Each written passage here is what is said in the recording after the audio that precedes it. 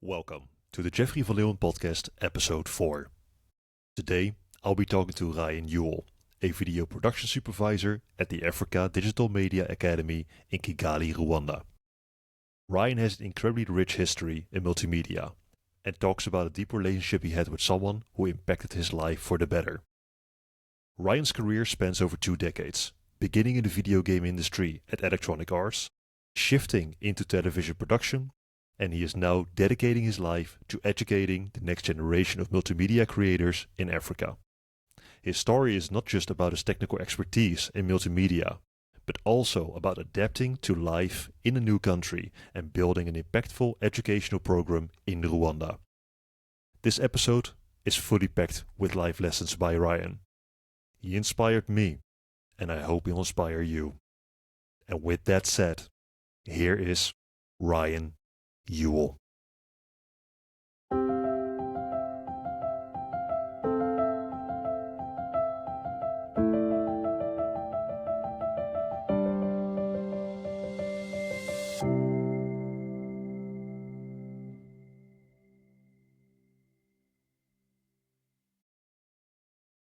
Ryan, your journey spans from testing video games to working in television, and now teaching multimedia in Rwanda. If you think back to your early years, what first drew you to the world of storytelling and media creation? Was there a moment or experience that sparked that passion? Well, thank you for having me, Jeffrey. Yeah, there's definitely a moment. It was my grade 10 design communications teacher who basically said, "What do you want to do?" And we were like, me and my friends, we want to make videos. He's like, "Okay, go make videos." We didn't know what that meant. And ever since then, I've been trying to figure out how to tell stories, how to film stuff, how to edit stuff. So it started all the way back when I was probably about 15 years old. So that was definitely the moment. So you were in high school then?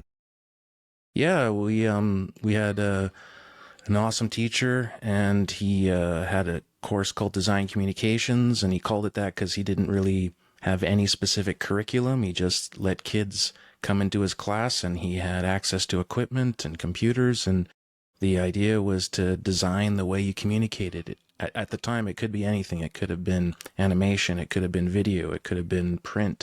He just let students choose what they wanted to communicate with. And we had some video cameras. We had a thing called Fast Video Machine back in 1993. It was brand new. And I learned how to basically patch cables, and the other students in their classes would always screw up the cabling, so I ended up labeling all the cables.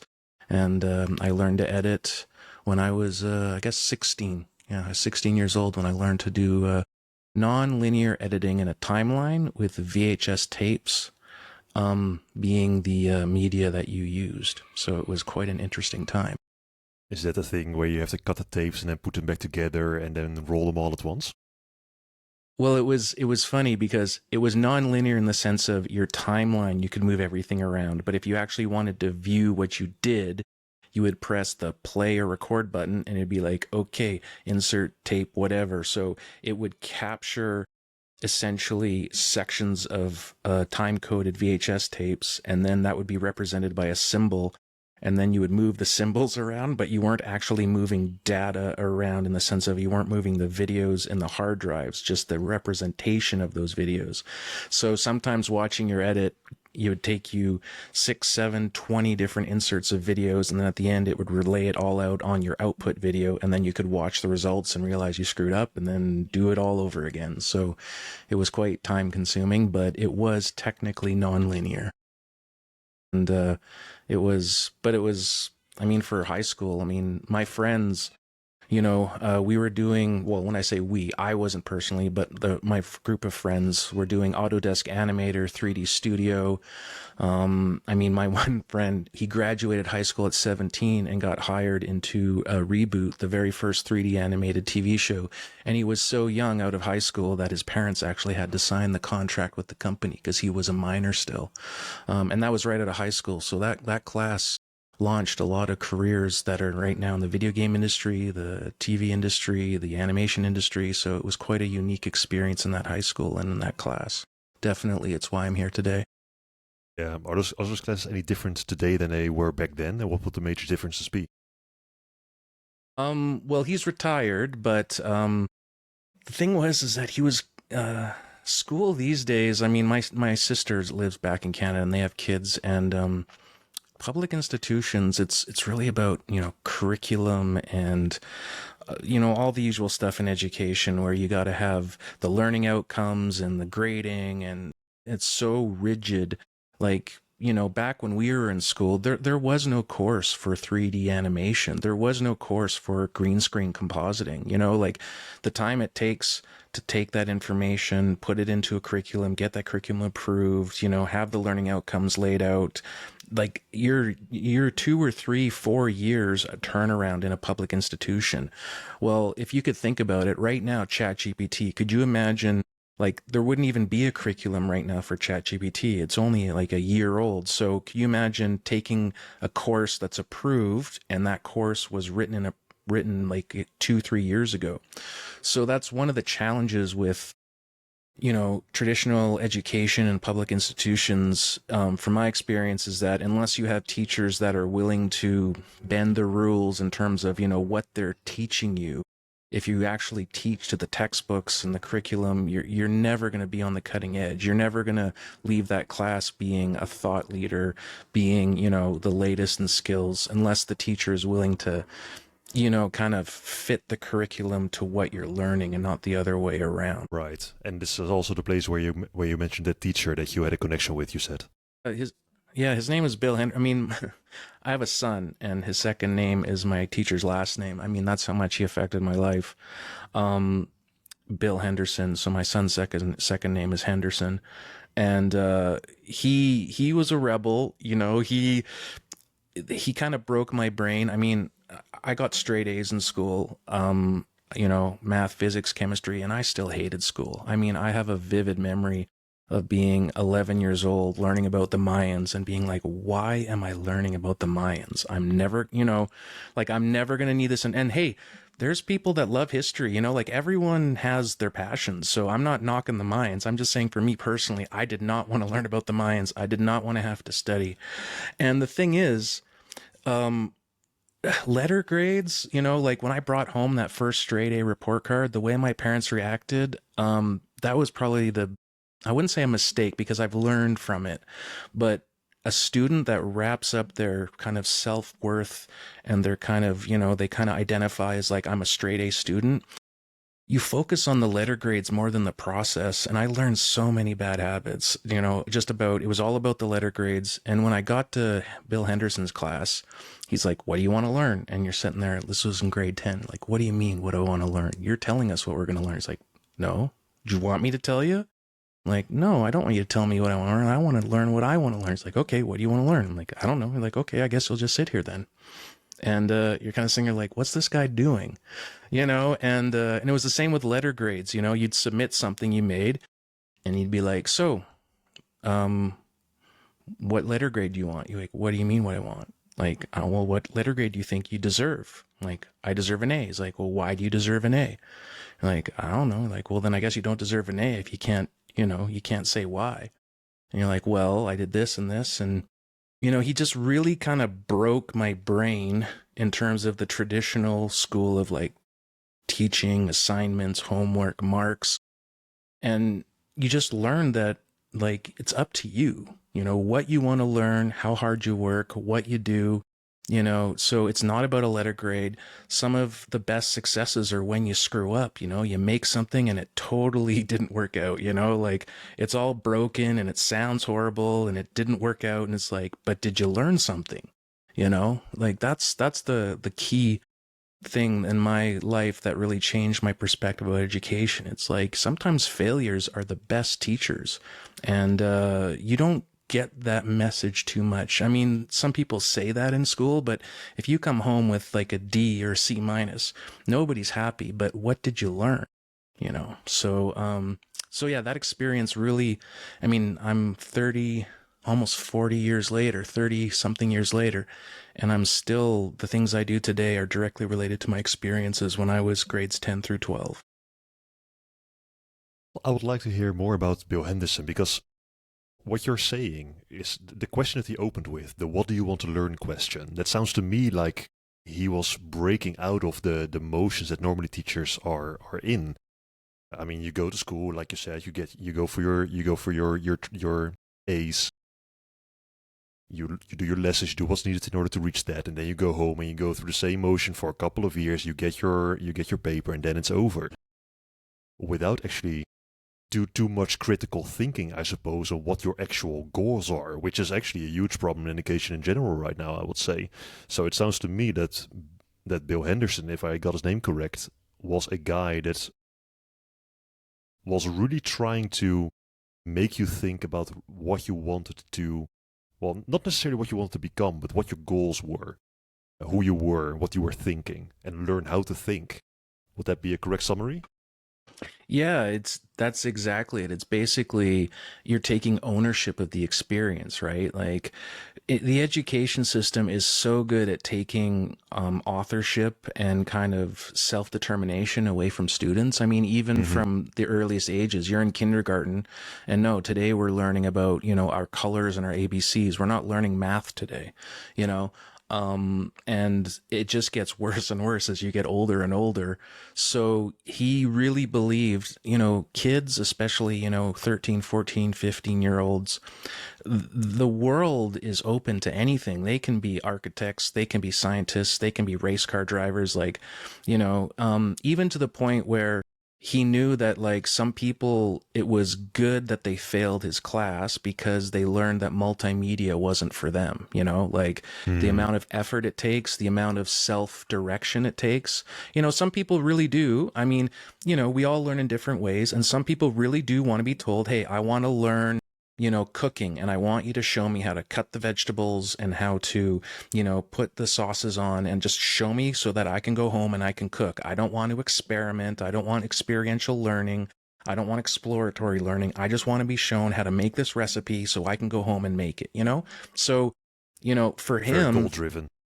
Yeah, like this is what I want to learn the camera. And, he famously said, like, he didn't know, like, he couldn't teach you how to use 3D Studio. He couldn't sit down and say, this is how you go into this and press this button. Like, he knew the basics. But the thing is that the best teachers, in my opinion, if you're teaching, younger people kind of like a wide range of subjects where it's open to all possibilities, you can't be all things to all people. You can't know how to draw and know how to edit and know how to sing, whatever. Like, you obviously have your skills, and those skills you can pass on to your students.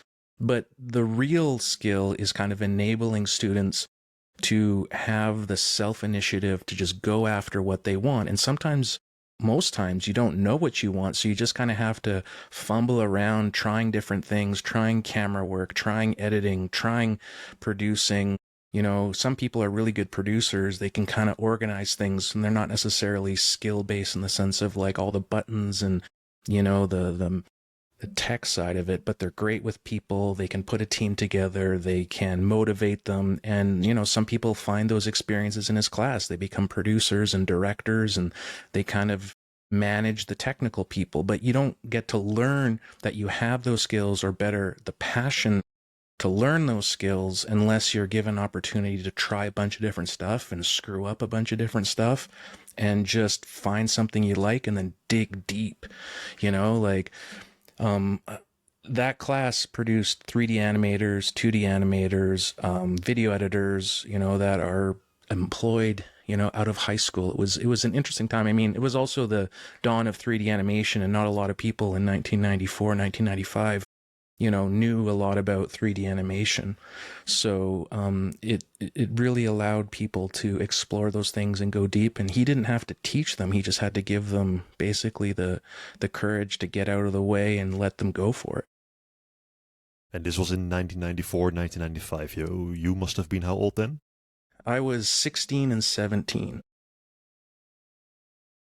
And how did you, so take me to the beginning when you met Bill. How did your daily relationship with him look? How did those lessons, what did you think about him back then? What did you think about the lesson? What was your general experience? Well, the very first time we met him was grade 8 or 9, where, you take like a sewing class and a cooking class. You'd kind of throughout the year go through different things. And his class was like, the computer class. And so it was kind of like a taste of, this is kind of like the wild, wild west here. You know what I mean? Like, it's kind of like he's just saying, what do you want to do? You're like, what do you mean? What do I want to do? When I was in cooking, they told us we made muffins. When I was in sewing, they told us make a sweatshirt. What aren't you telling me? Is this a trick? Or, so that was that was a very short, like just a couple months. And then, grade 9 or 10, it was like, okay, now you can take some electives apart from English, math, you have to take your core subjects. And so design communications was one of the ones. So I took his class, and right away you could tell, like, he really cared, he really cared about people. He really cared about the educational experience or the learning process, and learning not just subjects, but like, some people learn that if you don't put in the effort, you fail. That's something sometimes people need to learn. So he wasn't afraid to just let people just kind of sit there adrift. And, he would encourage them, like, what are you working on? Like, what do like, so he obviously didn't just completely abandon people. But at some point, if a 15-year-old or a 14-year-old isn't going to make the effort in the class to really just do stuff, you can't force people, like if you force them, it's just like, why are they there? Why are they in your class? So just let them do their thing. Maybe tell them, okay, you want to pass this class or fail it. I want to pass it. Okay, if you want to pass this class, here's an assignment, do this and I'll pass you. You know what I mean? So he kind of just had that attitude of like, the people that really want to be here, he focused on them, and the people that didn't, he just gave them the bare minimum to say like, okay, if you want to pass it, here you go. So my thoughts about him were, you always have great teachers throughout the years, but he was really someone who just, it was kind of like he felt like he was really there to encourage you and to support you and to challenge you to really think about, what are you doing, So, and so it was just, his class was a bit chaotic. Like, different people were working on different stuff. You'd walk in, and over there, someone's working in Visual Basic, making a video game. You're like, wow, that guy's making a video game. Can I take that? Where's the course to take that? It's like, there's no course to take it. He's just diving in and learning how to make a video game. I'm like, okay, I guess I'm not going to make a video game.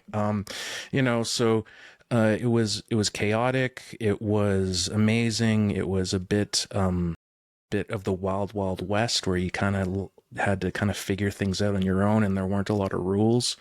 And then the following year in grade 11, there was a new school, and that school had a brand new budget, and it was kind of dubbed the technology school, so the government was like, this is going to be our technology school. We're going to show what technology can do. So, there were like TV screens everywhere that did announcements. I mean, nowadays that sounds like so basic, but 30 something years ago, every room having a TV screen that you could control with announcements and videos and multimedia was actually quite novel.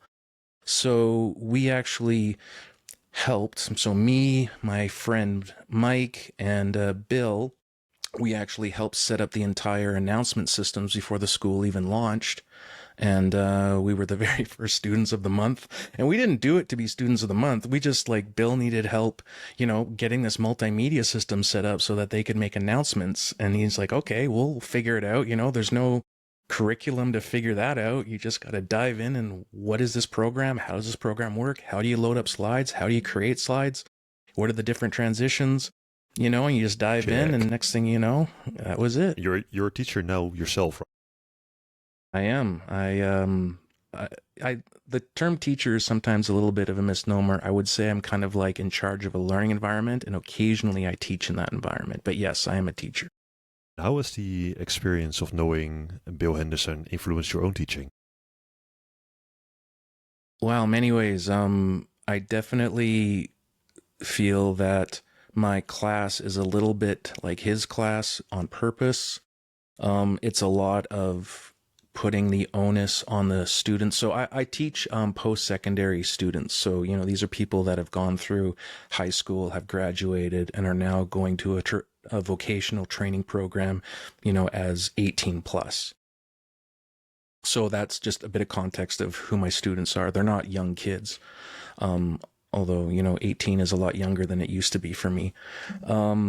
So they do tend to struggle a bit in the beginning because, we have discussions on day 1, day 2 about like what it is to be a good student, and it's not just, doing your assignments and, putting your hand up in class. It's really like, what are you here for? What is the reason you're here, and what are you going to do to make sure that your learning experience is the most successful it can be? We talk in class right away about, traditional school and where it comes from, which is, the Industrial Revolution has, unfortunately influenced a lot of traditional education systems, and that has turned, the system into kind of like robots, so we kind of talk a little bit about that. We talk about what it means to be a professional, and we just kind of have these discussions right off the bat that try to set the stage that basically says, look, if you want to get the most out of this, you got to put the most into it. It's not up to me. I'll do my best to support you and enable you and find ways to work together. But at the end of the day, you're the one driving your career. So you're the one driving your education. And trying to give a little bit of room for people to struggle and be a bit like, why aren't you telling me exactly what to learn all the time? And just see how people handle it. Some people handle that well, and they understand like, okay, I need to I'm given a little bit of instruction, but I got to take the ball and run with it. And other people sit there a bit confused and they don't know what to do. And you kind of see if they're drowning, and then you kind of help them out a bit. But at the end of the day, if you can't figure it out, when you're 18, 19 in a classroom, you're not going to figure it out in the industry, like that's one thing I really press upon them is this isn't, the name of the school I work at, it's Africa Digital Media Academy. It's here in Kigali, Rwanda. And I say, coming to ADMA isn't like, the grand, the grand whatever comes into your brain and you're now anointed to go out and be successful. Like, it's about hard work. It's about self-initiation. It's about creative problem solving, and you can't solve problems unless you attack them, and you're the one that has to attack them. You're the one that has to, come in and do the work. And if you're not willing to do all of that, there's no amount of teaching, instruction, classes that are going to make you successful. So that's kind of how we start the stage. And then after that, it's project-based learning. That's one thing I learned about Bill's classes. It's always about a project. Like, yes, you're learning skills. If you're in Photoshop, you're learning about the selection tool, you're learning about layers, you're learning about all those different things. But at the end of the day, what are you making? Are you making a poster? Are you making an animation? Now, that wouldn't be Photoshop. Now you're in maybe the program that's right for designing your character, but you're not going to animate in that program. Although maybe these days you can. I don't know. I don't use Photoshop that much. But it's all about the application of those skills. That's the most important thing. And so, projects is where you really kind of learn how to implement your skills and do all the soft stuff, all the problems you come across that isn't just in an assignment. And so his, environment of just kind of letting people make stuff and learn stuff along the way has definitely influenced the way my classroom is, for sure, 100%. It sounds to me like you're driving on responsibility and effort, and to motivate people to take ownership of the project that they're working on. Definitely. And the reason I do that is because I firmly believe that when you leave school, the way you think, the way you act, the way you work should be the same as the work world.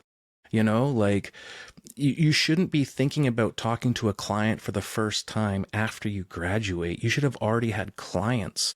Now those clients in the beginning might be your cousins or your friends. You don't have to start out with an NGO that's going to ruin your reputation if you mess this up.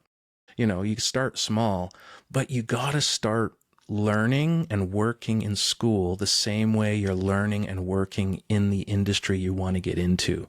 If you don't learn those things in school, what are you in school for? You don't want to make those mistakes when it's so critical, because when you get out of school and you start working with clients and start taking interviews and stuff, if you start making basic mistakes because you've never done these things before, and especially in a small country like Rwanda and a small city like Kigali, your reputation can be affected for years, you know. So it's important. So yeah, I definitely think how you work in school should be the same as how you work in work. Did you still have contact with Bill after you left the school? Absolutely. I mean, every time I go back to Canada, I try to meet up with him once in a while. You know, we do some video chats. You know, we definitely stayed in contact for sure. It's been, you know, it's kind of like, I mean, I'm not joking when I say, you know, I got straight A's and I hated school. Like, I hated it. Like getting up and thinking about having to go to school, and I just learned like the worst habits of like how to get good grades. I never cheated on a test. I never cheated on a test, but right up to that point, you know, like copying people's homework because the homework is due the next class and being in one class, like I just learned how to be such a good graded student, that the habits I learned. So he kind of saved my learning. You know, if it hadn't been for him, I don't know what I'd be doing today. So definitely kept in contact. Absolutely. When was the last time you spoke to him? Probably 2-3 months ago, on Facebook. Yeah, we do video chats on Facebook. So yeah, about 2-3 months ago. He's still every once in a while I'm like, oh, this is going on in class, and he's like, yeah, like and here's the thing I really want to point out to people is that this is for multimedia, right? Like he gave me this good quote once. Is like, there's no exploratory learning in a bandsaw, you know, bandsaws, you know, or table saws. Like you don't want to do exploratory learning with a table saw, you know, like there is a right way to use a table saw and there's a wrong way to use a table saw. So, you know, there's a right way to remove an appendix and a wrong way, or many wrong ways. So when I say these types of things, we're talking about, you know, multimedia. No one's life is at risk. You know, like I don't want to go to a doctor and a doctor being like, hey, today I'm going to do some exploratory learning on how we're going to remove this particular molar. It's like, no, please don't do that. So, you know, I want to point out that like these things I'm talking about, it's like the creative problem solving, critical thinking, technology space, where technology is changing so quickly that if you don't learn how to learn and be a lifelong learner and work with, you know, if you don't develop those skills, you're not going to be as successful. You know, I don't want my airline pilot to have like had a creative way to learn how to fly. You know, I want the tried and true way to how to fly. So I kind of want to put that caveat on that obviously there's some places where this type of learning is not meant for that. What did your last day on Vancouver Film School look like? My last day? Mm-hmm. You know, my memory of my last day was probably just like, oh, that's it? Really? Okay. I have nothing bad to say about Vancouver Film School, but what I will say is this. I don't know if you know the filmmaker Kevin Smith. He did Clerks. Have you heard of Kevin Smith, the director? No, I don't think so. He's done like he did Dogma. He's kind of got this cult following. He did Jay and Silent Bob. Anyway, I went to film school in 1996 or 96, 97, you know, around there. And Kevin Smith went to film school 2 years before us. And when we got to film school, there was this refund policy where in the first week you got something like 10% of your tuition was kept, and at that time it was like $17,000 in 1996. But after the second week, it was something like they kept 50 or 60%. We're like, oh, that's kind of weird. Why after second week? And in the first week, they wouldn't tell you what textbooks we're going to use, what the courses really were. Like they would tell you the basics. You're going to learn editing, you're going to learn directing, but they wouldn't tell you the curriculum. They wouldn't tell you, you know, any of the textbooks. And they would only say, oh, okay, wait till the second week. And we're looking like, why are we waiting to the second week to get this information? And why is the second week we're like losing, if you quit, half the tuition? And it was because of Kevin Smith.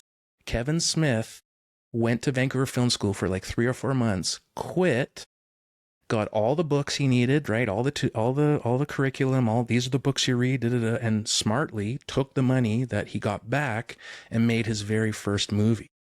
And so it was kind of like the Kevin Smith rule. So it was kind of like, oh, Yeah, the Kevin Smith refund rule. It's like, if you're going to be here more than a couple of weeks, we take like half your money, and you don't get to learn about the curriculum until that second week. So it's funny, 20, 30 years later, he's now an ambassador of Vancouver Film School. But yeah, it was. I remember leaving film school, and I mean, when you're young, 17, 18, you think you're going to be the next Steven Spielberg, and someone will be the next Steven Spielberg, and I'm very happy for them.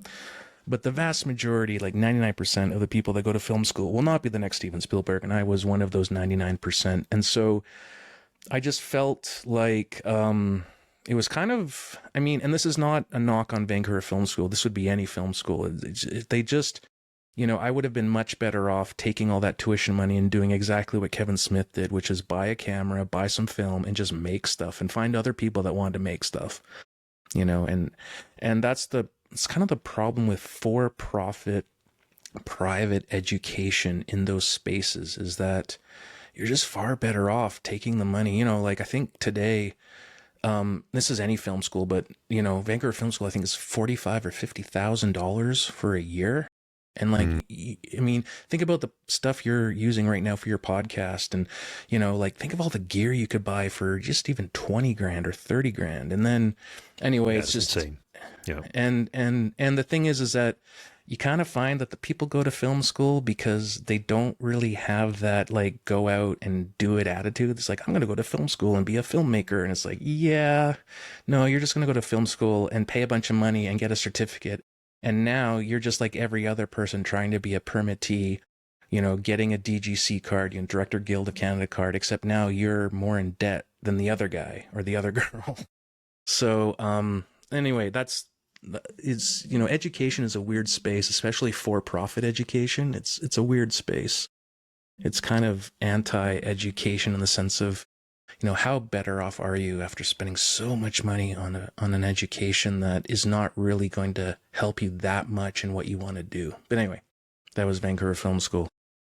Yeah, this is especially troublesome if you don't really have a vision of what you want to be in the future to begin with. Aside from these romantic dreams, like I'm gonna be a famous film director and those kind of things, not having a real well thought out vision will not help you when you are actually in the system spending that amount of money every single year, with the risk of dropping out because, this is not what you thought it was in the beginning. Yeah. And the thing is, sometimes in the beginning, you don't really know, do I want to be a director? Do I want to be a camera operator? Do I want to be a sound guy? And, and those opportunities come up, but they come with such a financial burden that if you can get to those answers before the financial burden and realize, oh, wow, I hate being a camera operator, but you know what? I really love recording sound. Well, then go to like a sound design program in like a community college or, a public university. You know what I mean? Like, it's kind of like you need time to figure stuff out without being burdened with this huge debt. And private for-profit schools, not even just film schools, just in general, they burden you with well, it depends on the country. I mean, maybe Netherlands, everything's free. I don't know, but definitely not in Canada. It is definitely not. Okay. Yeah. So in Canada, it's not free. I believe it's the northern countries in Europe where anybody who wants to go to university can. Maybe what I'm saying is incorrect, but I think that's the way it works. But in Netherlands, is for sure it's not. It's the same over in Canada. You just pay a huge amount of money every year. There is some government grants for it, and there used to be back in the day a system where you could get a loan, and then that loan would be waived if you succeeded at school, at least partially or completely. I'm not really sure about that. Okay. But yeah, long story short, it cost a bit. I was speaking to someone, to one of my contacts lately. He wants to do I believe it was a postmaster's course, which for 1 year was 68,000 euros, which is an insane amount of money. That's absolutely bizarre. And that's just for 1 year. Wow. And you know what the funny thing is? I mean, I can't speak for all countries, but United States and Canada is that if you actually track the cost of education, it's funny because when governments say, hey, we want people to be educated. So instead of like making it quote unquote free for everyone, when they go down the we will provide you with loans front, okay, it actually it's been proven that when the United States started to basically give out student loans for people that wanted to go to universities, private places, wherever, it was now there's this huge supply of money, right? Because now you just apply for a loan, you get the loan, you give it to the school. Well, if you're a for-profit school or even just a university, what do you think the knock-on effect of having all these loans available for your students is going to be? Make the program more expensive because these loans are guaranteed by the government. So it's kind of funny how in the attempt of government trying to make, education more accessible in certain situations with giving out student loans, they actually made it more expensive. And so that's why it's a funny thing how sometimes when governments make these laws, the actual intended effect can sometimes be just way opposite what they intended. Yeah, and if somebody wants to learn some random thing, I guess the first question you should ask is how many people are being paid with that education. But anyway, that's a bigger problem. I'll stick to multimedia. But anyway, our program is fairly affordable in Rwanda. It used to be free. And then rightfully so, the government's like, no, we got to start making these programs more self-sustaining. I'm like, yeah, we understand that. But multimedia is so expensive. I mean, cameras, microphones, cables, switchers. It's just computers. It's a really expensive industry to break into. So sometimes it's challenging making that up with tuition and things like that. But, that's one of the challenges we work with. Let's make a little jump in time. So after the Vancouver Film School, what happened then? So I had a debt and I had to get a job. And so, do some chicken catching, do some factory work, and then be like, I got to get into the industry of something creative. So I went to apply to electronic arts. And it's funny, actually, every job I've ever had, I've never actually filled out like a posted application. I've always just approached people and got it. So it was the same with electronic arts. I made this video and I sent it in to them, and I was told years later that, someone was there when they're like, hey, this guy who sent us a video, anyone want to watch this? And so they punch it in and they're like, should we give him a job? And like, why not? So I got hired in the quality assurance department of Electronic Arts Canada. This was back in 1997. And so the very first game I tested was Warcraft 2 for the Sega Saturn. That was my very first game I tested. It was one of my childhood favorites. Yeah, it was an interesting, having to go from the PC, which has a keyboard and mouse, to going to a controller was an interesting problem to solve. And so there were definitely some issues with that we tried to sort out. And it was an interesting, introduction. And so I tested video games for a while. And it's funny when people hear you tested video games, they think like, oh, you're playing video games all day. I can tell you, no, you are not testing video games all day. In the way they think.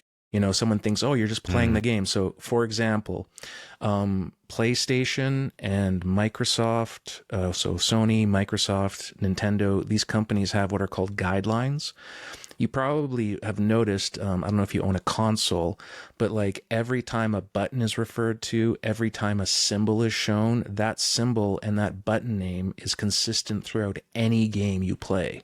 It's never going to be like, if it's going to be the circle button, the symbol for the circle looks like this, is this color, and is in this format. So save load, the way games save and load, these guidelines, if you submit a game to Sony or to Nintendo and there's a failure in one of your menus, maybe the button's displayed wrong, or one of the error messages when you're saving and you pull out the memory card in the third front end menu when you're like taking the roster check, and you unplug the second controller and the memory card, and the error message that comes up is like incorrect, you can fail. And if you fail, especially for a company like Electronic Arts, I think we were told once that for every day that a game didn't get released on its announced launch day, that game, depending on how popular it was, would lose between, like, the profits lost would be between like $50,000 and $100,000 a day.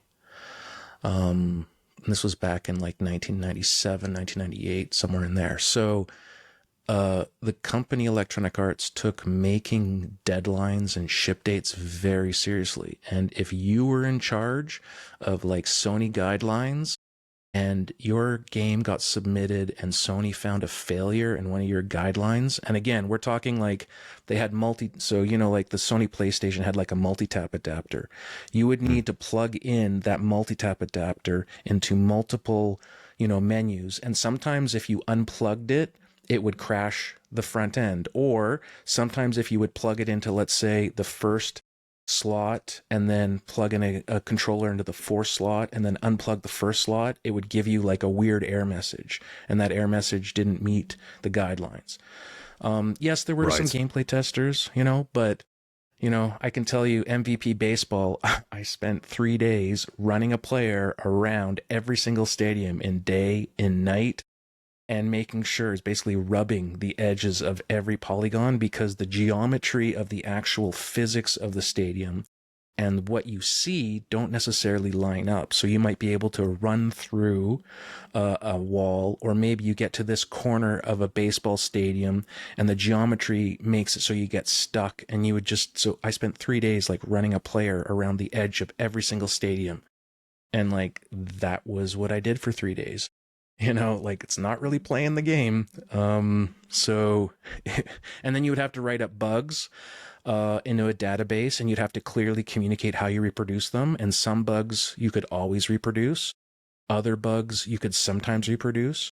And being able to figure out why that happened. Like, I remember in one NHL game, every once in a while, about like once a week or once every 2 weeks, there would be, I don't know if you play, not play, but you know, ice hockey. Have you ever followed ice hockey at all? No, I haven't. Okay. Well, if you are on what's called a breakaway, which means you're going towards the goalie and there's nobody in front of you, you're just on a breakaway.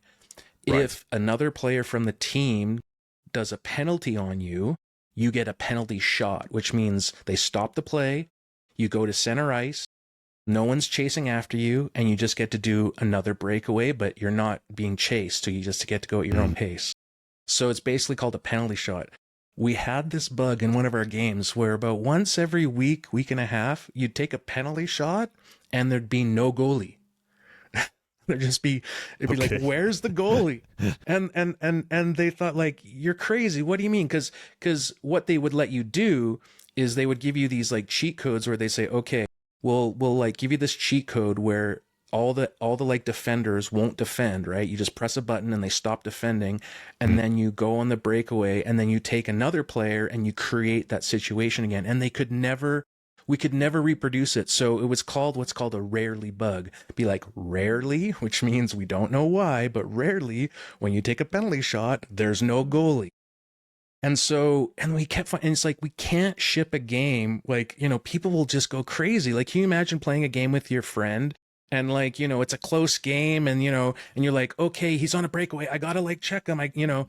And so we ended up actually turning it into an always. And the way we turned it into an always was that it had something to do, and I won't get into it, but a delayed penalty where if one of the team drew a penalty at the same time as you're on a breakaway, because, you know, it's like in hockey, if there's a delayed penalty, the goalie will leave the net for 6 attackers, meaning 6 skaters. So if I'm team A and team A gets a delayed penalty, the other team can pull their goalie so that the skater can come on the ice. So what we found out is when there was a delayed penalty at the same time as a penalty the other way, that's why the goalie wouldn't be in the net. But it took us like weeks to figure out that bug. And it's just through like thinking about it, like, why would this happen? And, you know, so there's a lot of critical thinking. There's a lot of communication. When a bug gets fixed, there's this thing called knock-on bugs, which means you might fix one bug, but in the process of fixing it, you've broken something else. And so, or 10 things. Or 10 things. And some of those things might be worse, although usually they're not worse. And so as a tester, good testers know, like, okay, you know, let's say that fix now fixes the goalie's coming out of the net too soon. Well, let's play around with that. Let's like go into the menu and let's try pulling the goalie at a different time, you know, and let's play around with the code. And this is called black box testing, right? Like this is black box testing basically means you don't see the code, you're just using it like a user. So black box testing means like if they fix something, you start just poking holes or trying to poke holes in that code in other instances and other scenarios to see if they've created other problems. So, and I mean, there's gameplay, there's front end menus, there's save load, there's presentation. Obviously there's AI. The most coveted jobs are usually AI because, you're like, oh, this defender isn't doing this or that. And, so that's probably what people think video game testing is more the AI gameplay. But on a team of like 20 people, 15 people, maybe one person is doing that, because you got to realize everyone is playing the game, right? So everyone, when I say playing the game, like if your job is to make sure the puck physics are kind of working right, you're still playing the game. So if you notice something, you're going to mention it to the gameplay guys. Mm-hmm. So, and the other thing about working, well, there's many things, but we kind of work. I don't know if you know have you ever heard of the wives of EA? It rings a bell from a couple of years ago. Wasn't that some kind of scandal or something? Yeah, basically the family members, especially the wives of the people that worked Electronic Arts, were very angry about how much time you had to spend at work, overtime, and some of it unpaid. And we worked back in the wild, wild west, where it's funny, when you work for a large corporation, there's just these rules in place and you can't really break the rules, right? Like, I don't know if you've ever worked in large organizations, but if you start doing stuff that isn't kind of towards guidelines and towards standard operating procedures, if something goes wrong, your manager's manager is going to be like, what the hell happened? So one thing that happened at Electronic Arts is that when you go to submit a game, you have to have a certain number of playtest hours on that game. You can't just fix a bug and then submit it, right? You have to have a certain number of hours, and that was like a guideline. And the guideline was something like 100 hours. So if any major bug was fixed or any significant change in code, or any code really, if there's a new build is like you compile all the code, here's a new build. You couldn't submit that new build without X number of hours on that build. Well, some teams were very small. Like I worked on this team, basically, I'm proud to say it was my dream. I actually got on a Super Nintendo game. Super Nintendo wasn't big in 1997, 1998, but I got onto a game. And it was FIFA Road to World Cup Super Nintendo, only released in Europe. I didn't even get a chance to play it because we were in North America. And we were a team of 3 testers and one kind of like, we called them assistant lead or lead. So we were 4 people. And if you do the math, if 4 people have to put 100 hours onto a build before it can be submitted, that means each person has to be on it for 24 hours. Well, if you get a game that has to be delivered tomorrow, and it just has to be delivered tomorrow, and it got fixed for its build today, guess what you're doing? Yeah, you are spending your night's sleep. You are spending 24 hours working, and it's not a productive 24 hours. Hey, they paid us overtime, and I didn't have a wife. So, but it was just weird stuff like that, where like, there was 1 week, I'm not talking paycheck, I'm talking week, where my hours, I think were 93 hours, 97 hours of like actual paid work. That's not like driving to work, driving home, an hour for lunch, an hour for dinner. Like it was like 93 or 97 actual paid hours of, now how many of those hours were productive? I would argue less than 40, but it was just the way it was. So it was an interesting experience being Electronic Arts, and but I will say the one thing I learned about video games, and this is not true for indie developers, and even Rockstar Games, I think GTA 6 or 7 is the next one. It shows you how much of a fan I am. Anyway, there are some companies that do let you spend years and years on a game and like really polish it. But Electronic Arts is not one of those companies. They are a company that has a share price. That share price is dictated by profits. Those profits are dictated by releases, and those releases are announced for each and every quarter. So I was there when they're like, look, we got to ship this game. Like, too bad. Yeah, that sucks. This bug is horrible. And yeah, we could spend another few weeks polishing that, but you know what? It's got to get out. And it really showed me kind of the business side of like the decisions that are made in large corporations when it comes to, and probably same with movies, I don't know, but definitely video games. At the end of the day, you want to make great games, and the people there, the individuals, the artists, the programmers, the producers, they want to make great games, but the almighty stock price is what drives everything. And that stock price sometimes makes some really, really bad things happen. So Yeah, EA is a company that changed quite a bit, and the same goes for companies like Activision or Blizzard. Oh my God. Blizzard is not what it used to be. It's a shell of its former self. Yeah, pretty much everybody, every single person, I believe, from Blizzard that created the original Warcraft 2 and Warcraft 1, those are not working there anymore. By the way, EA, I mean, they gave me a job, and the people there are great. Believe I work with great people, but as an organization, they bought so many studios and just like destroyed those studios. Westwood Studios, Bullfrog, Red Alert 2.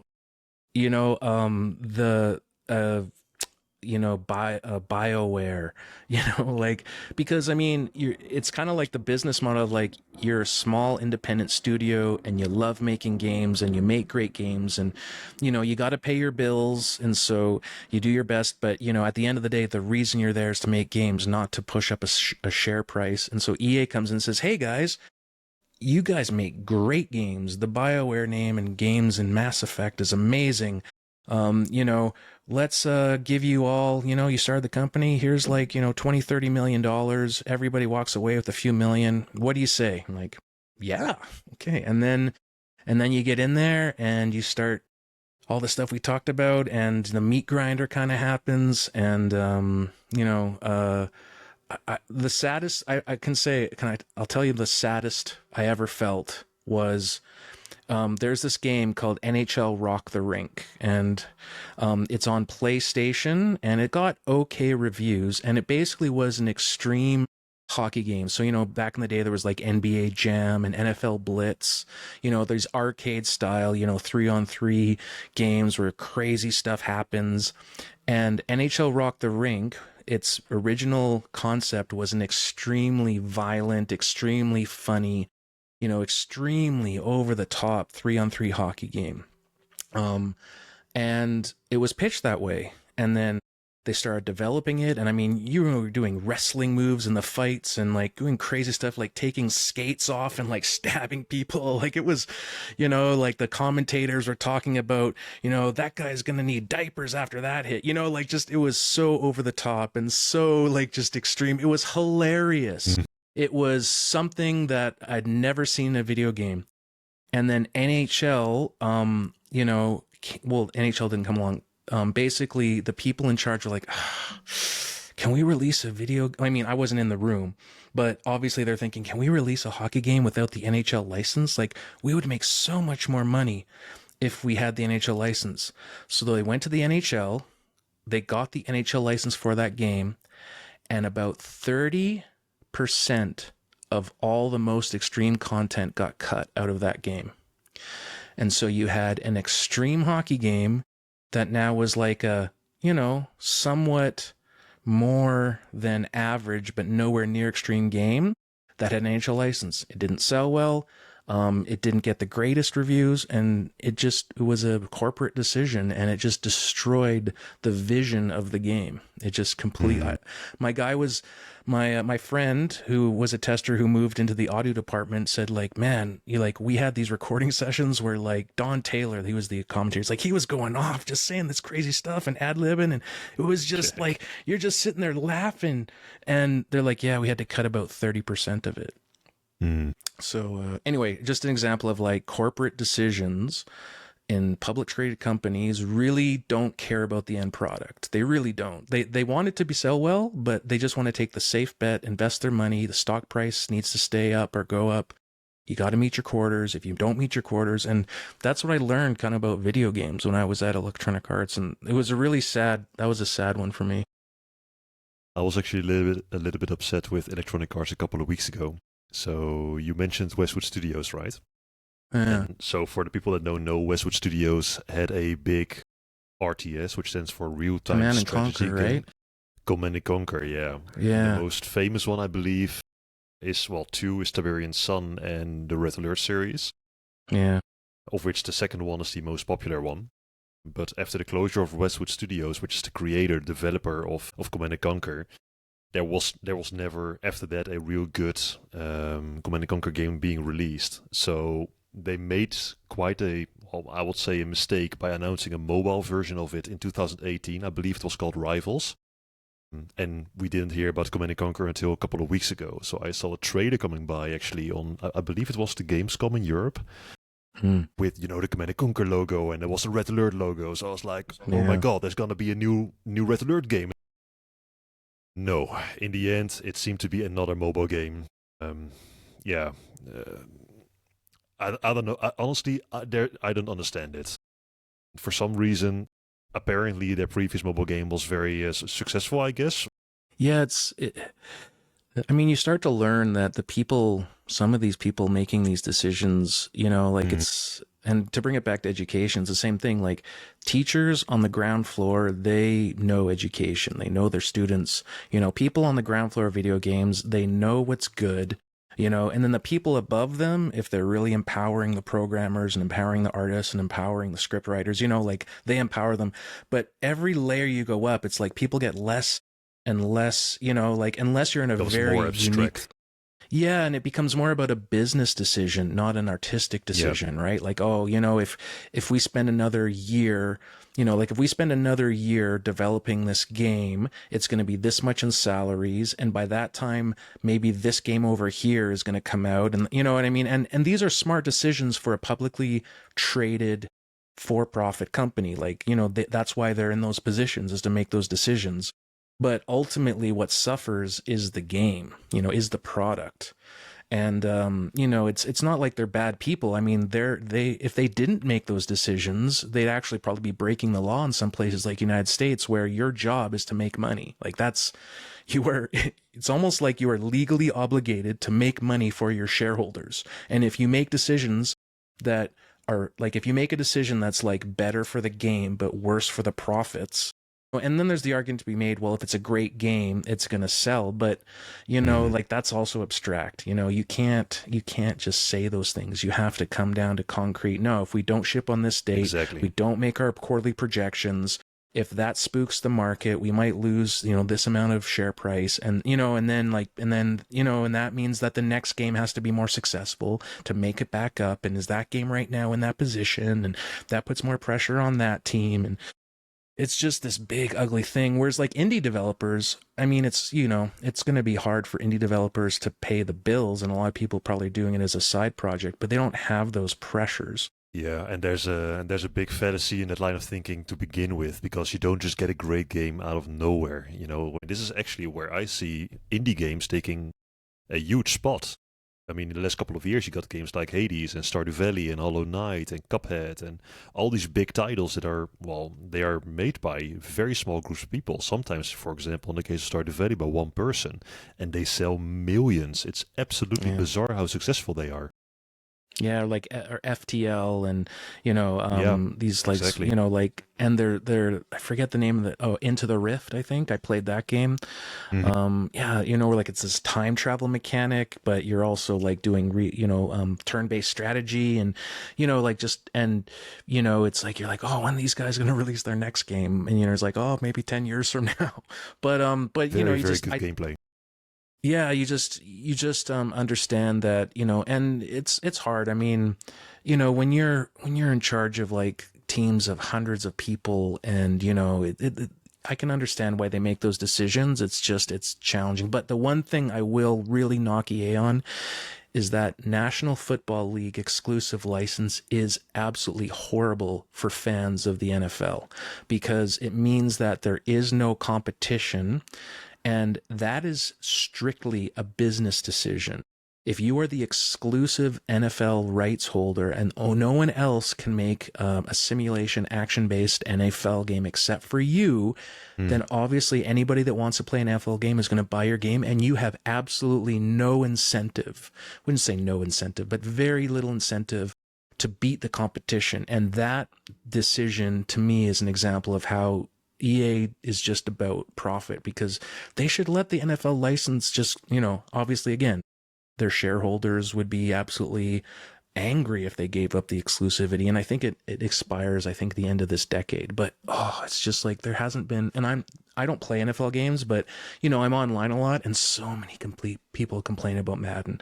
It's like, really the same thing again and again. And it's just like, there's some people that literally you can go on YouTube and they'll make hour-long videos about how like a game from 15 years ago on the PlayStation 2 has better gameplay, not graphics, but better gameplay, better simulations, better like general manager mode than games today. And it just shows you like, profit over gameplay. But anyway, kind of like going down a rabbit hole here, but video games, yeah. My love of video games are almost over now. After that, but there's a few games I really like. What are you playing now? I go crazy over Slay the Spire. I don't know what it is about that game. I don't know if you ever heard of it. It's a card-based game. So you choose like defense cards and offense cards and what would be considered like power cards. And, and you can build decks. And every day there's like a new challenge where like, this character now can have, +3 power, but so do the enemies. And so you have to build your deck around those kind of new parameters. If I could choose a few games, Puzzle Fighter, Super Puzzle Fighter 2 Turbo. I don't know if you ever heard of that game.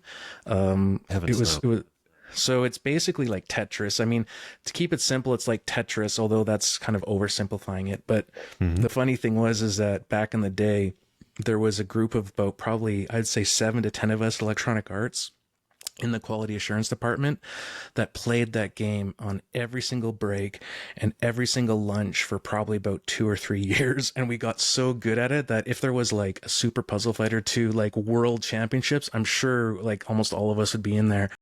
And I tend to like games, that like I like turn-based games. I don't know, as I get older, like a game like Cuphead would just drive me crazy. And don't get me wrong, like I know when I was younger, that thrill of like R-Type. R-Type was that game for me, like I couldn't even beat R-Type. It was, that side-scrolling space shooter, ship shooter that is just so difficult. So I get the, Battletoads. There's games that like that reflex and that accomplishment. But these days, like I just can't do those games anymore. They're too frustrating, and I'm too crappy at them. So, so you also wouldn't play anything like Dark Souls or like Elden Ring or something like that.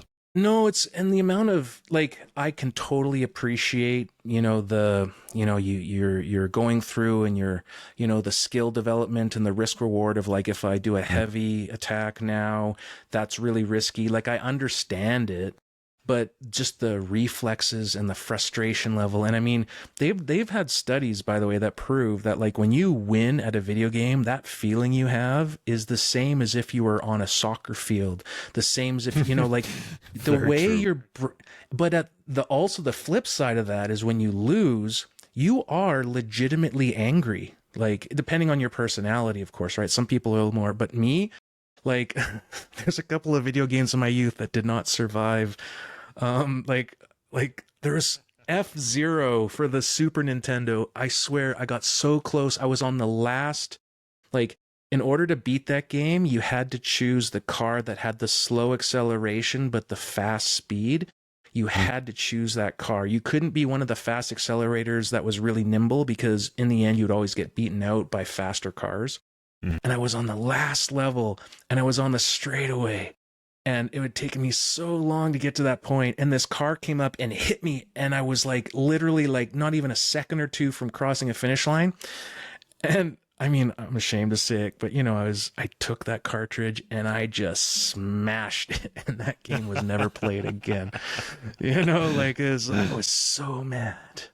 Oh man. And I can't go through those emotions anymore. It's just, I mean, I've gotten older and I'm more mellow now, but like I was mad when I lost, like the reason I was so good at video games with my friends is like I took it way too seriously, and that's I think one thing about video games that kids have to be careful of is that if you take them too seriously and wrap your whatever your your enjoyment in winning or losing, like that's not a good place to be. So now I just play like, games that are a little more casual. Right. Yeah. So my gaming adventure started a little bit after you. It started like mid '90s and '90s. I grew up with the PlayStation 1 pretty much. So we originally had a Nintendo 64, which had these cartridges that you had to put in the top. And my father actually found out that it was cheaper to switch it for a PlayStation because you could pirate, the games and burn them on a CD, and then you could use them. So it was a financial incentive in order to go to the PlayStation.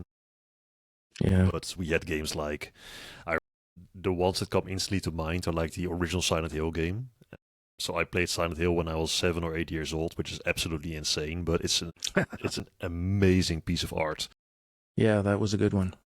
Yeah, it's beautiful. And Metal Gear Solid and Legacy of Kain, Soul Reaver, these kind of games.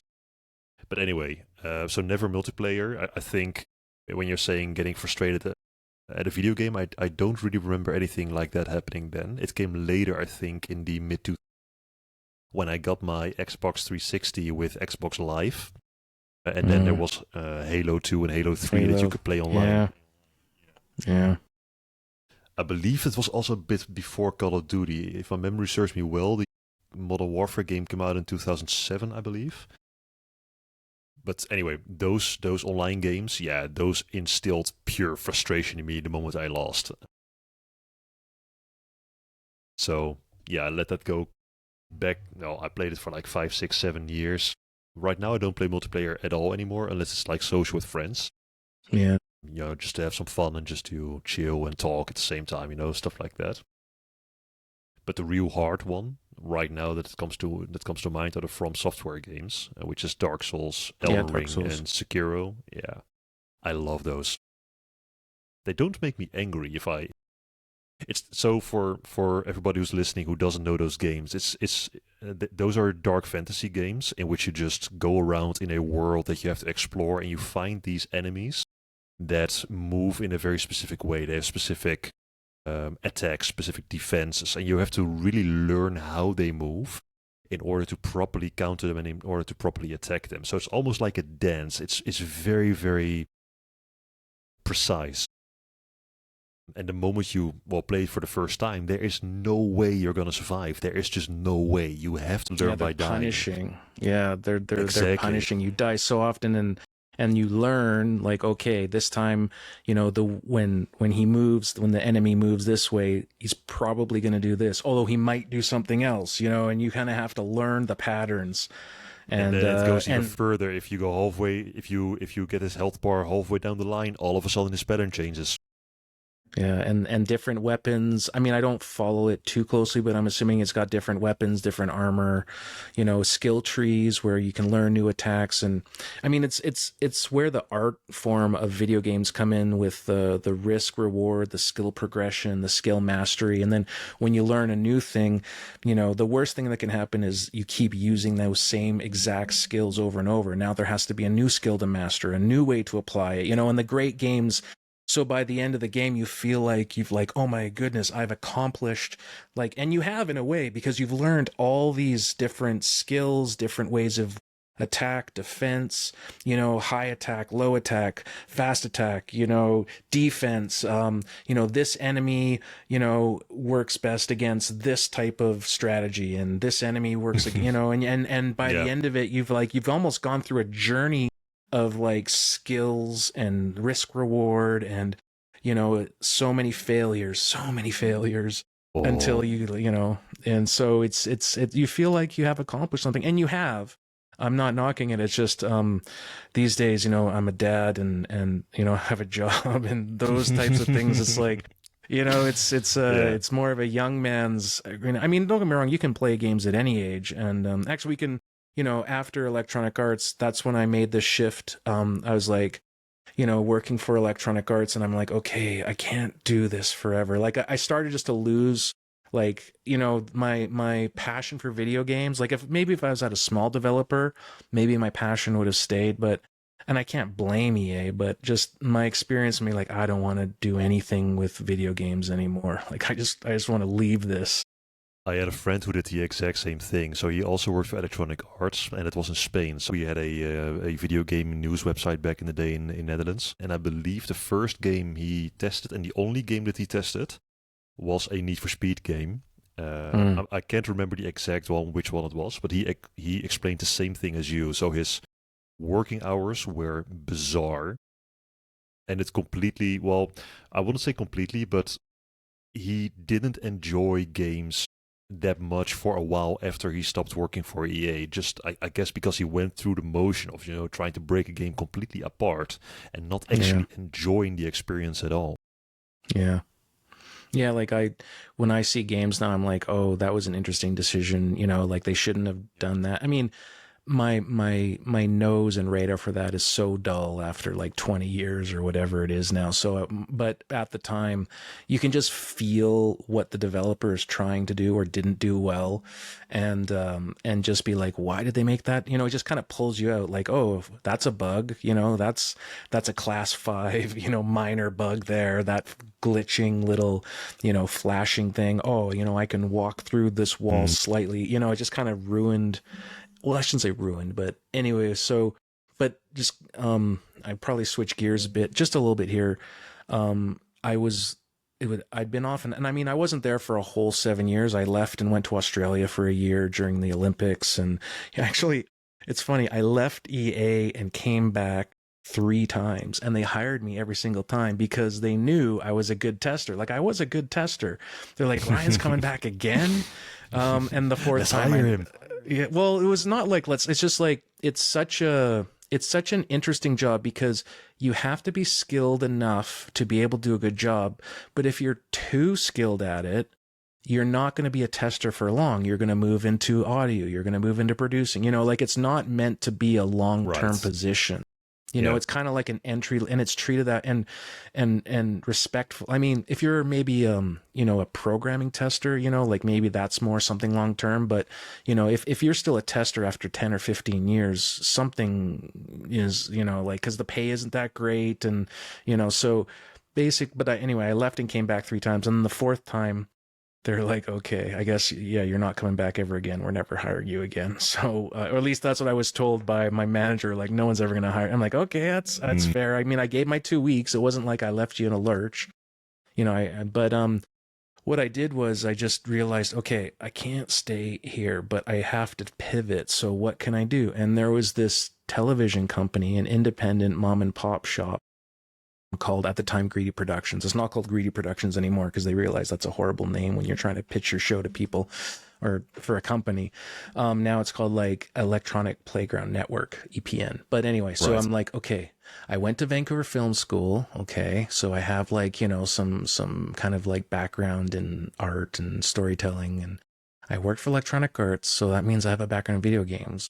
What can I do to kind of like pivot? And they teach you this in school, right? Like if you're going to jump into another field, you kind of want to have one kind of half foot already in that area of expertise.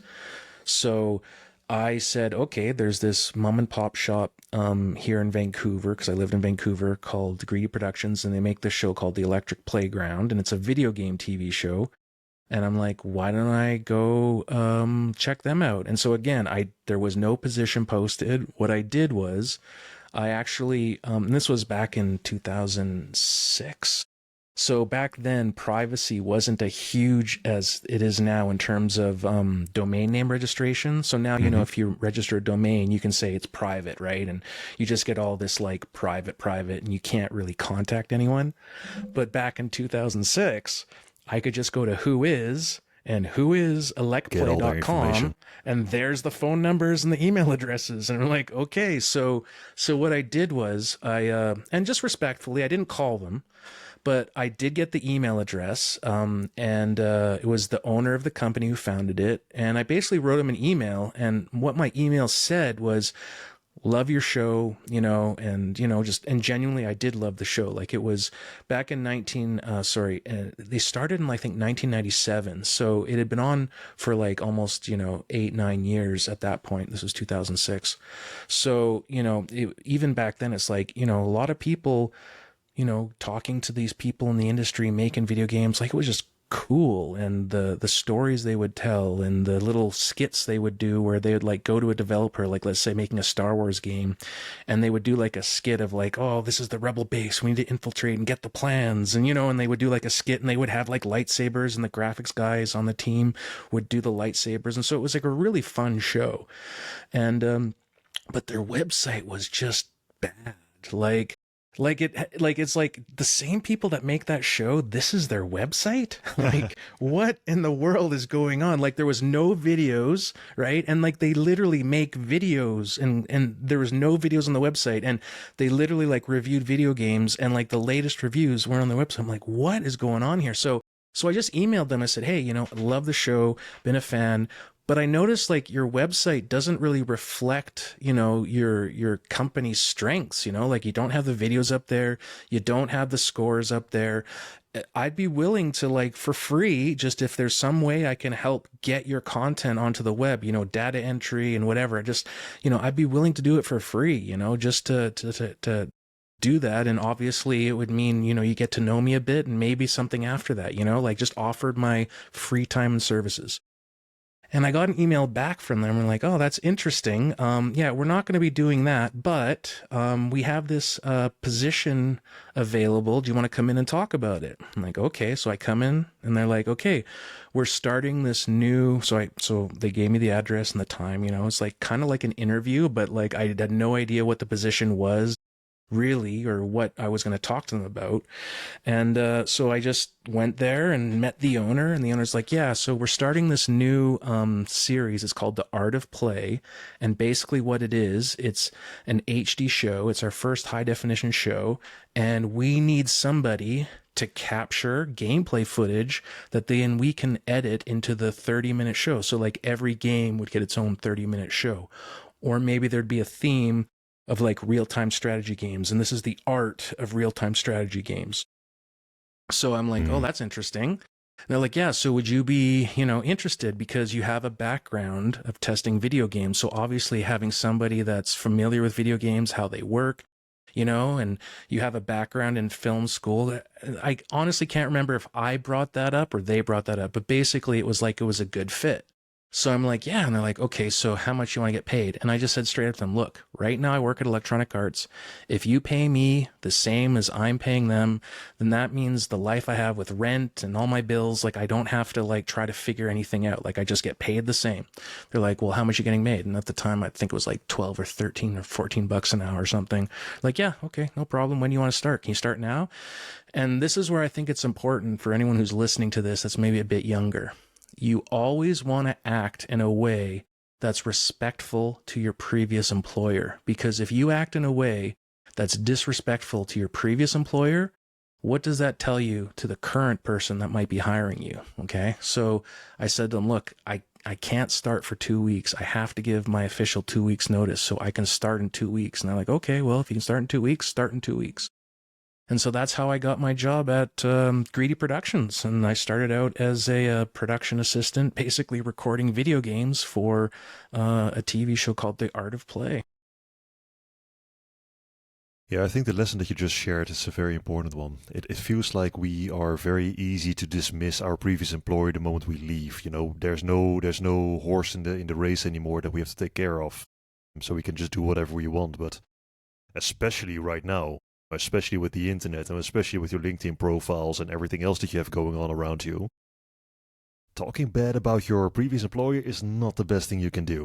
Yeah. Especially not if they go for references, or just in general, it's not a good idea at all. You never know when you might need them in the future. A quick example on my side, for example, I switched a couple of jobs. So my jobs are kind of like yours, between 2 years and between 6 years. 6 is my longest so far. Yeah. That happened one time. And I have good relationships with every single one of them.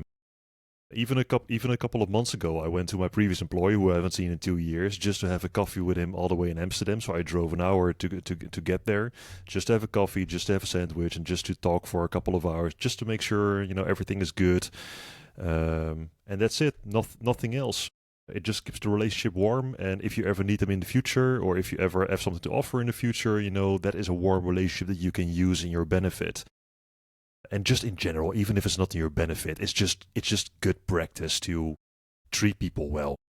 Yeah, and an expression we use in North America or maybe other places: never burn your bridges. Like there's almost nothing to be gained from burning your bridges. Now, I said some things about electronic arts, but I mean, it's just kind of the way I felt that time 25, 30 years ago. But, they're not, the people that work there are great people. It's just an infrastructure thing. So it feels that sometimes, well, I would like to know what you think about this, but to me it feels that the reason why you would, burn a bridge or why that happens to begin with is vengeance. There something happened within the company that you do not agree with, I don't know, an agreement's going to be made, you ask for a salary increase and you couldn't get it, or, somebody else got a promotion that you wanted, whatever it may be, there is a grudge there. And then all of a sudden, when you found something new, there is vengeance to get. You have to make it right for yourself so you can be proud of yourself.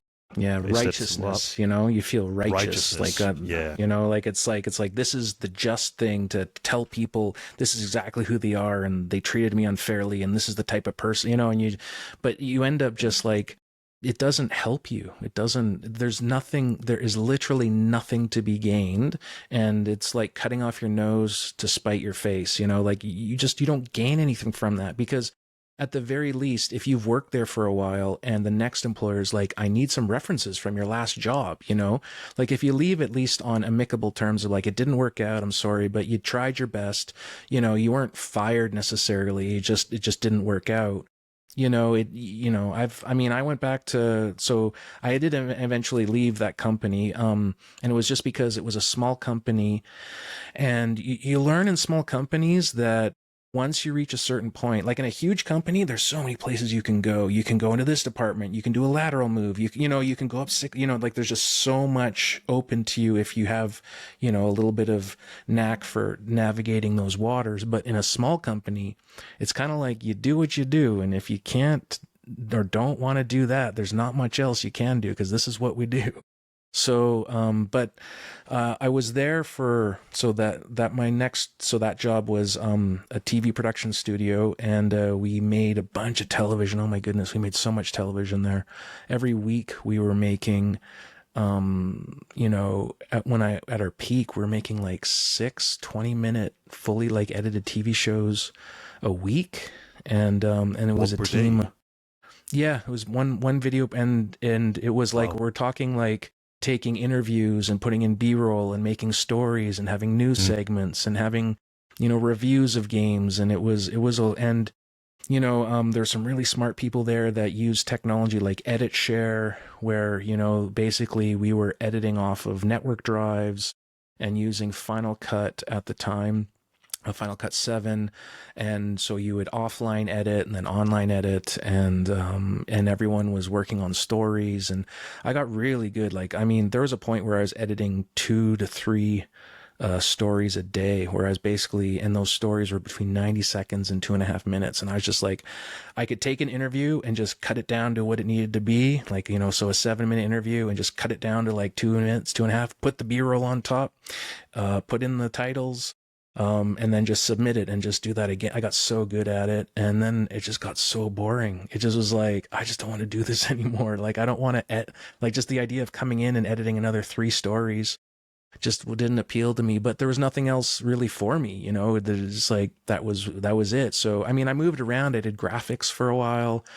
I did online editing, which basically is the last person to touch so you take all the pieces that people are making and you put it into a timeline and you color correct it and you make sure there's no major issues, and you basically make sure it's broadcast safe, no flash frames, no weird broadcast stuff safe?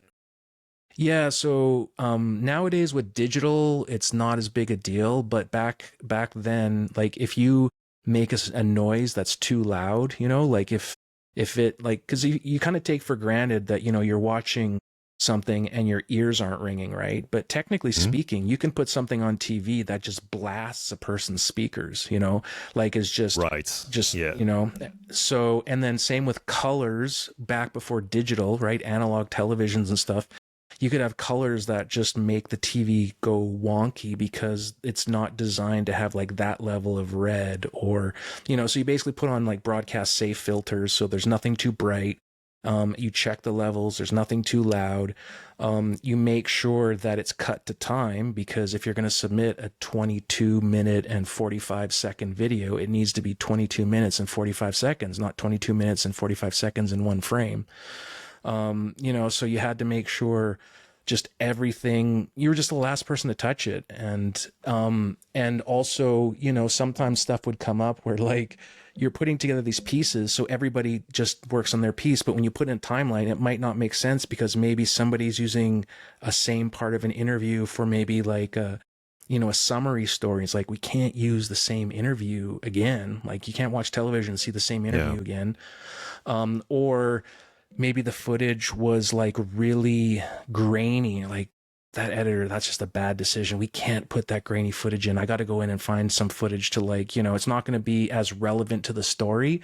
But if we put that up, we'd be like, someone's looking at this going, like, what am I looking at? This just looks like grainy footage. So anyway, it's called online editing. And, so I was an online editor for a while. I did the news stories, which meant like someone would write the news, the day in the morning.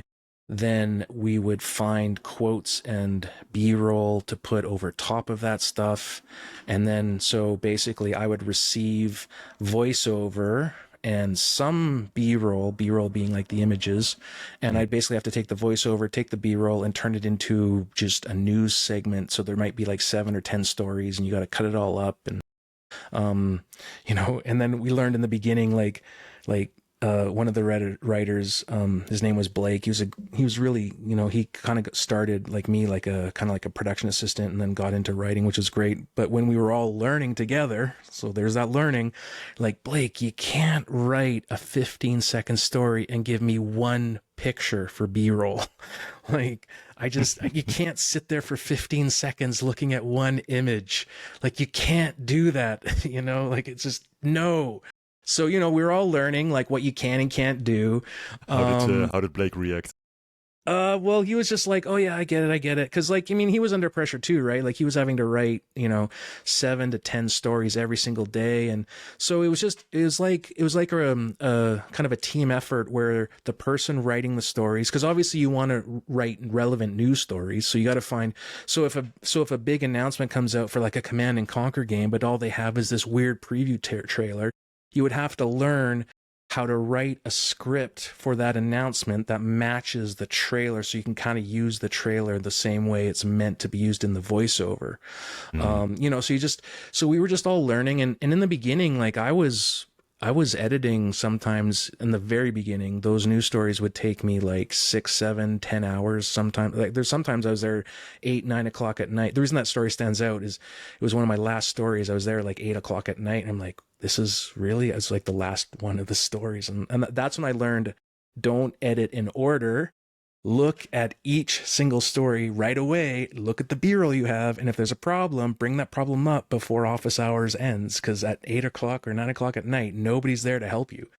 So, anyway, so I did news for a couple of years. I did feature stories, which is essentially, we would have like 5 daily episodes, and each episode would have a common theme. So maybe it was like fighting games. And so you'd like write scripts for fighting games that lasted 5 times. So 5 different stories called feature stories. And then I was also an on-air presenter for the TV show Lab with Leo, which was a technology TV show. And speaking of like mom and pop shop, when that series was actually originally in Toronto, it was called Call for Help. So it was a different name. And when Call for Help came to us in Vancouver and we produced it for Rogers, my job of on-air presenter, chase producer, meaning like I would chase the guests during the month. We'd shoot once a month. So every 3 weeks, I'd be like, hey, where's this? Where's that? You want to talk about this? Emailing, phone calls. So it's called chase producer. And then on the shoot week, guest wrangler, I found out that my 3 things I was doing was actually done by 3 people when it was in Toronto. And I can believe it, because those were some stressful shoot weeks when I was doing all 3 things at once. But it taught me a lot about television and handling stress, or what is my breaking point. So it was an interesting 5 years. It was a great experience. And then that kind of gave me the background in multimedia, video editing. And so that was my time with them. And then again, I didn't apply for a position. I just said, okay, I got to do something different because I don't want to be editing stories, 3 stories a day. Like I was just getting so, like, I just have to do something else. And I mean, I talked to the employer about it, and we just came to the conclusion, like, I tried so many different things with them, and they're all just like, no, no, no, no, no. Like, everything was no. I'm like, okay, well, if everything's no, then I guess what you're telling me is, like, either suck it up or get out of here. So, so that's kind of, so it wasn't, it was kind of like, it didn't end the greatest, but definitely no bridges were burnt. But, I was laid off without warning on my birthday. So that was a bit of a bitter one to swallow. Yeah, but I don't think they knew it was my birthday. But it was like, and it was, I mean, we both knew it was coming, because I was telling them, well, I'm going to work a few more months, save up some money. And looking back, I understand, if I'm the owner of a company and there's an employee that keeps coming to me asking for, like, can I work from home? Can I change my hours? Obviously they're not happy. And if they tell me, which is what I've learned, never tell your employer you're planning on leaving. Because the moment you tell them you're planning on leaving, they will make you leave, like, immediately, most likely. So that was my mistake. I should have just not said that, but I was just being honest with them. So they just said, oh, today's your last day. I'm like, oh, okay. So after that, I'm like, okay, what am I going to do now? It was kind of like scary, but exciting. So that TV show I worked on called The Lab with Leo, the format was, you just had all these cool guests on, Ruby on Rails programmers, 3D animation artists, Microsoft Excel experts, just all these cool technology guests coming on talking about the latest and the coolest. And so one of the guests we had on regularly, his name was Alex Lindsay. He had his own technology TV production company. He knew I worked hard. I mean, he saw me every time he'd show up. I mean, I'm doing 3 jobs at once. So again, I just sent him an email, no position applying for, just sent him an email saying, hey, Alex, it's been a while, just so you know, I'm kind of looking for something new, and wondering, if there's anything you got at your company, I'd be totally open to, talking about it. He's like, yeah, he emails me back. He's like, you know what? This is good timing. We got something going on. I'm like, awesome. I'm like, California. That's because his company was in California. I'm like, California, that sounds awesome. He's like, well, yeah, it's not California. What do you think about Rwanda? And I was like, Rwanda? And so, so basically his company partnered with the Rwandan government to form the academy that I work at. So he and his business partner, Chris was the one that actually moved to Rwanda, started up the company, or the school, with the company and Rwanda kind of partnering up. And that's kind of how I got here. I was basically the second teacher, but really the first teacher, because the first teacher didn't work out. So, that was 2012. So I got here on April 4th, 2012, and I've been here ever since. So 12 years later, still for the academy. How do things start over there? So it was kind of interesting, because what happened, the Rwandan delegation originally, came to somewhere where Chris and Alex were speaking. They're, governments do this, right? They'll, like, go on exploratory things, and sometimes it's just so they can go on vacation. Other times it's very serious. So apparently they had been to kind of on a tour years before, like 2 years or 3 years before, and had met Alex and Chris. And so Alex and Chris said, yo, yeah, you guys are thinking of doing academy? Well, if you were to do it, this is what we do, and they were giving them all these ideas, but they never really heard from them for 2 or 3 years. And then all of a sudden they got this, like, contact. It's like, hey, we want to open up a school. They're like, okay, great. So you're gonna do it. Like, when? You're like, in a few months. And they're like, what? In a few months? And so they're like, Okay, so this was Chris. This wasn't me. I wasn't in those discussions, but so Chris flew to Rwanda, and I was emailing with him in December of 2011, and just being because basically Alex hooked me up with Chris because Alex was the technical kind of like genius, but Chris was actually like the manager of like, okay, how are we going to do this? What things are we going to do? So Chris came here in I think January of 2012, and then I arrived in April. And so, he remembers like, iMac boxes on the back of these little Toyota trucks being brought in, and like, Minister of Education coming in saying, okay, what do you need? Like, well, we need internet. We need this, we need, okay, that, like ordering people around, get them this, get them that. So it kind of started up really quickly. And then the idea was live streaming in 2012 was not that common. I mean, now everyone takes it for granted, right? You can put your phone up and press live stream. But back in 2012, it was pretty rare. Some people were doing it, but the costs were quite expensive. And so we bought a bunch of gear. When I say we, it was basically the Rwandan government under the, expertise and guidance of Alex's company, bought a bunch of, Black Magic switchers and Clearcom headsets and belt packs and, converters and USB Pre 2s. But, I'm just rambling off tech here. But like, Alex knew what to buy because he did it every single day. Like, and by the way, if anyone's listening to this and you want to learn multimedia as a career, Alex Lindsay in 2020, so with the start of the pandemic, he basically said, okay, I can't just sit here and do nothing. He started up this daily hour-long, and now it's more than hour-long, YouTube video basically channel called Office Hours. So if you Google Office Hours Global or Global Office Hours, Alex Lindsay, I can even help you with maybe put it in show notes or something.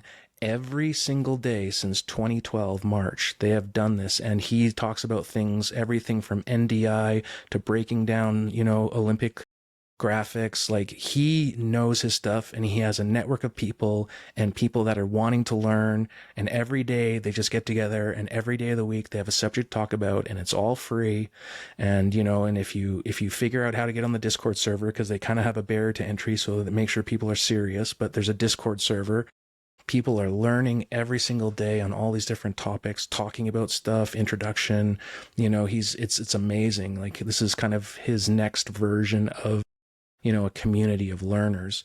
So anyway, he really, really knows his stuff. So he was kind of the technical advisor, and he came down, and we did what we think was the first high definition live stream from Rwanda, which was in 2014 at the Kwibuka. So Kwibuka means memory. So every year for the genocide, they have this kind of like period of mourning, a remembrance called Kwibuka. So Kwibuka 20, which was the 20th anniversary of the genocide against the Tutsi, we live streamed from Amahoro Stadium, and it's one of the most stressful times of my life.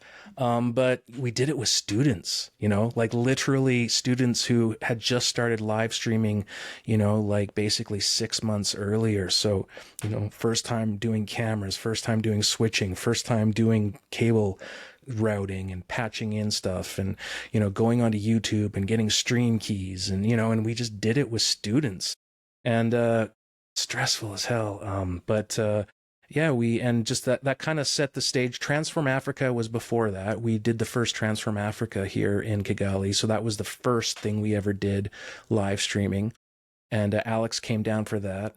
And basically we just started from the very beginning of learn by doing. Okay, we get people trained on skills. Okay, this is how you get your camera signal into the switcher. This is how you switch. This is how you record output from the switcher. This is how you patch in your audio, so you embed your audio with these tools. This is how you do the offset so that, the sync is there. This is how you do the lower thirds and the graphics. This is how, we just did it. And for ever since then, like even just a week and a half ago, our students who are about to finish their 1-year studies did a live stream hybrid event for Tumba College here. It's just all students doing the event, so we really believe in learn by doing here. So that's how the school got started. Bet the whole time you heard Bill Henderson's voice in your head, what do you want to learn? Yeah, it was Yeah, I mean, definitely, you're going to have to learn live streaming. It's kind of like that's the it's kind of like it's interesting. I mean, when you're in high school, there's a little more flexibility and a little less pressure to deliver. Once you're kind of in a vocational post-secondary environment, there's definitely a time for exploratory learning and, but there's a time where like, no, the client needs this and you need to learn the skills, or we need to learn the skills with you to deliver that to the client. So it's a kind of a weird hybrid that sometimes is like you have to manage expectations. Like, when you work with clients, you really have to know, okay, these are students, yes, they are talented students and they have some experience, but at the end of the day, these are students, and that's why you're not paying them the same as you would if you went to a live streaming company, because you have the option to go to a live streaming company and pay them probably 3, 5, 10 times as much as you're paying us. So it's really about managing expectations, which you manage expectations with all clients, like I'm sure if you've ever worked in that environment, whether you're the client or you're doing something for a client, you have to be like, okay, with this amount of money and this amount of resources, this is kind of the area we're talking about here. You can't make Avatar for $100. So it's just kind of like, that's the challenge sometimes, is managing the client's expectations, because sometimes students don't understand that, and the overpromise, underdeliver experience for a client is horrible. Like, it's just, nobody wants to have promise something and then you don't deliver. You always want to underpromise, overdeliver, and that's definitely something we try to really just hammer into people's heads. Underpromise, underpromise, underpromise, overdeliver, overdeliver, overdeliver. Yeah, 100%. This is actually a very big part of my career. I'm a project manager for a big consulting firm at this moment. So we are dealing constantly with stakeholders, where expectation management as a concept is an incredibly important thing to keep in mind. You want to negotiate very early on what exactly it is you're going to build, how much budget exactly it is you're needing. You need to negotiate your buffer, so those kind of things have to be locked down at the very beginning, because else, you're going to have a bad time. Not just with clients, but in general. You want to make sure you don't make false promises to pretty much anybody. That's not gonna be a good thing. Yeah, and another thing is, it's funny, Alex. So Alex taught me a lot of stuff, and one of the things is like, you never really say no. What you say is, oh, okay, well, if you want that, that's gonna mean like 7 more crew and probably about another $15,000 to $20,000 in equipment, and it's gonna take probably this many days to get it here. You know what I mean? Like, you always can have a solution, but that solution is going to require more time, more money, more resources. So are you really wanting that? Because you're going to have to pay for that. You can't get that with the budget and the time and the resources that we have agreed upon.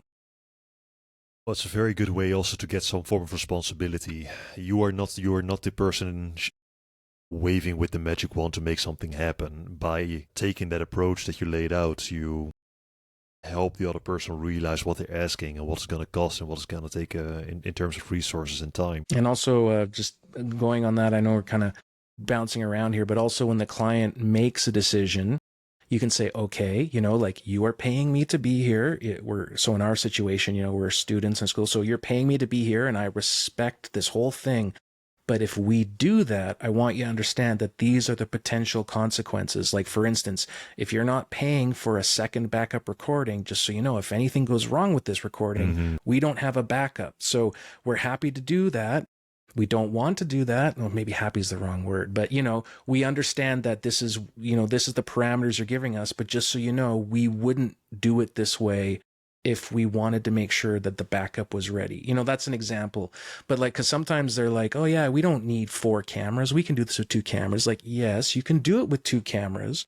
But if you do it with 2 cameras, what that means is, for a live stream, you're going to have your wide shot of the stage and you're going to have your close-up. But if you want any audience reactions, if you want any questions and answers, if there's anything else going on that's not on the stage, it is going to be extremely difficult to capture that, and you're not going to get the best shots. So you have to understand that by going with 2 cameras, this is the consequence of that decision, so that when that happens, when somebody like asks a question and our team can't get it right away because we're having to flip between pointing at the stage and then, that time that it takes, the question might be done and we didn't get the question. So your viewers don't get to see the question being asked. Are you okay with that? You kind of have to make the client understand the consequences of these decisions so that they don't come back to, why didn't you guys get the questions? It's like, well, we talked about this. I would like to make a small segue to you moving to Rwanda, and there's a couple of territories I would like to explore together with you, and maybe we can also end with this because I think this will be quite the adventure as well. I'm really curious about a couple of things, so I would like to know how it was for you to decide that you would go to Africa in order to pursue this job. How you dealt with, leaving your family behind. You mentioned, for example, that you left your sisters in Canada. So how did that go? And when you arrived there, how did you adjust to the life in Rwanda? And how different was it from the life that you knew in Canada? That's a great question. I guess I'll start with the first context that it wasn't my first time in Africa. I had been to Uganda and Kenya previously. My cousins had a jewelry business where they would take jewelry from people who, were trying to economic empowerment and then sell it to clients, customers in Canada. So I actually had been in Uganda and Kenya previously filming interviews and B-roll for marketing material for them. So I'd been to Africa, but it's 54 countries, right? Like sometimes people don't understand that it's 54 unique cultures and 54 unique experiences, and even more than that, really. But so I'd been there before, so I kind of had a taste of it. So my initial culture shock was those first 2 trips. It's a very different thing. So coming to Rwanda, Rwanda is a small country. It's, I think right now, a population of 12 or 13 million, but Rwanda is really trying to turn a corner. So there is poverty here. There's also a vibrant city that, there's a KFC. There you can go out and you can go dining, you can go dancing. So, there's all kinds of experiences you can have. But in general, there's a lot of dirt roads and, some things are hard to access and the food is different. So I would say my first arrival, the biggest thing I had to learn was that expressions of emotions here, and this is Rwanda, right? Like there's 54 countries in Africa. Uganda, people are expressing their emotions all over the place. If somebody's unhappy with you, you'll know about it in Uganda. They'll let you know. But in Rwanda, because of what's happened, in their history, they're in general, a lot of the generations, maybe not the young kids, but if you're 30 and older, you have to keep your emotions in check. You have to be very reserved. And it took me a long time, even to this day, that you don't really express anger, which seems a bit strange. But if you express anger here, like in a very open, kind of like raising your voice way, and I don't mean disrespectful, but when people are upset, they get a bit animated, right? It just is not received well here. So that was one of the biggest culture shocks because I have a bit of a temper. I got it from my dad. I'm still working on it, but I definitely sometimes am prone to, bursts of anger. Not unhealthy really, but just I might raise my voice a bit or show I'm okay with letting my emotions a bit, showing I'm a bit agitated, I'm a bit frustrated. That just doesn't fly here. It doesn't get you anywhere here. So that was a big shock that I'm still working on to this day. And what is the result of that? So if you do that, how do people generally react to you? Very passive aggressively. So, growing up in Canada, if 2 people had a disagreement, you kind of hash it out. You know what I mean? You kind of and then by the end of it, you shake hands and kind of things are sorted. But here it's a lot harder to do that. So you can walk away from a situation going, okay, they heard me, and then find out they're just not going to do what you wanted them to do. And it makes you even angrier. And they just it's on purpose because the person you're talking to feels like you just lost control and you're being disrespectful and you just can't control yourself. And so you don't, you don't deserve to get the outcome you're looking for by using that emotion and using that expression, like it doesn't help, it just doesn't help the situation, whether it's like, getting your food faster, or let's say you have a major problem with your food, or let's say you're getting something fixed and somebody's not showing up and they're telling you I'm coming. Like there's this word in Kinyarwanda called endaje. And endaje is an interesting word. It literally translates to I'm coming, as in I'm on my way, right? I'm coming, I'm on my way. Mm-hmm. But if you were to call up your friend right now, let's say you were meeting for lunch, right? And you're like meeting for lunch and your friend's not there and you call him up. You say, hey, buddy, where are you? And he's like, endaje, I'm coming, right? Well, he could be just getting out of his bed 15 miles away and he knows he's like an hour from meeting you at lunch, or he could literally be around the corner and he's there in 10 seconds. And that word endaje is appropriate for both situations. So endaje is not a word that helps. Like it doesn't help me know. Like if right now we're at an event and you're like the camera operator, so I've literally said to people like, where are you? Like, are you on a bike right now or are you at your house? And like, that, whereas like, it just doesn't help. So you gotta be like, okay, so you're on your way. So how many minutes do you think, and then people will overpromise and underdeliver every single time. They'll be like, oh, I'm 5 minutes. It's like, are you really 5 minutes? Like where are, cause And then, so anyway, but getting angry just doesn't help here. Like nobody responds to anger. No one, because I don't know about the Netherlands, but sometimes anger or frustration in some situations shows like, hey, this is serious, like it can be used in a slightly appropriate way. I mean, you're not going crazy off the handle. You're just showing you're frustrated, but it just doesn't work here. And the flip side of that is like, I've had conversations with people and, other Rwandans have been with me on my team and, and I've walked away going, oh, that went well. And my team members are like, no, he's like really pissed off. And I'm like, what? It's like, yeah, no, he's really mad. And like, I didn't pick that up at all. So like the subtleties, of like, and if you're, if anyone's listening to this and is wondering like, what is he talking about? So I guess I'll say, for those that maybe don't know much about Rwanda, there was a recent genocide, the 1994 genocide against the Tutsi. And so we're talking 30 years ago. And almost 1 million people. I mean, they don't know how many people were killed. They just know it's somewhere between 600,000 and 1 million people were killed. And at the time, there was only like 6 or 7 million people. And the thing is like, and for those that don't know Rwanda well, it wasn't the first genocide. There's actually been 2 smaller ones. When I say smaller, like less known ones. I think one was in the 50s and one was in the 70s. So I guess what I'm trying to point out is like, if you live today, like just, I can't even put into words what people have gone through, the horrors of it. Like there's this memorial here, the Kigali Genocide Memorial. There's many memorials throughout the country, but there's the main one in Kigali. And when you go in there, like you understand the term like hell on earth, rivers of blood. Like it is like, it's hard to explain. Just like, I might say the word to you like murder. And you're like, okay, I know what murder means. But like when you like see murder, right? When you witness it.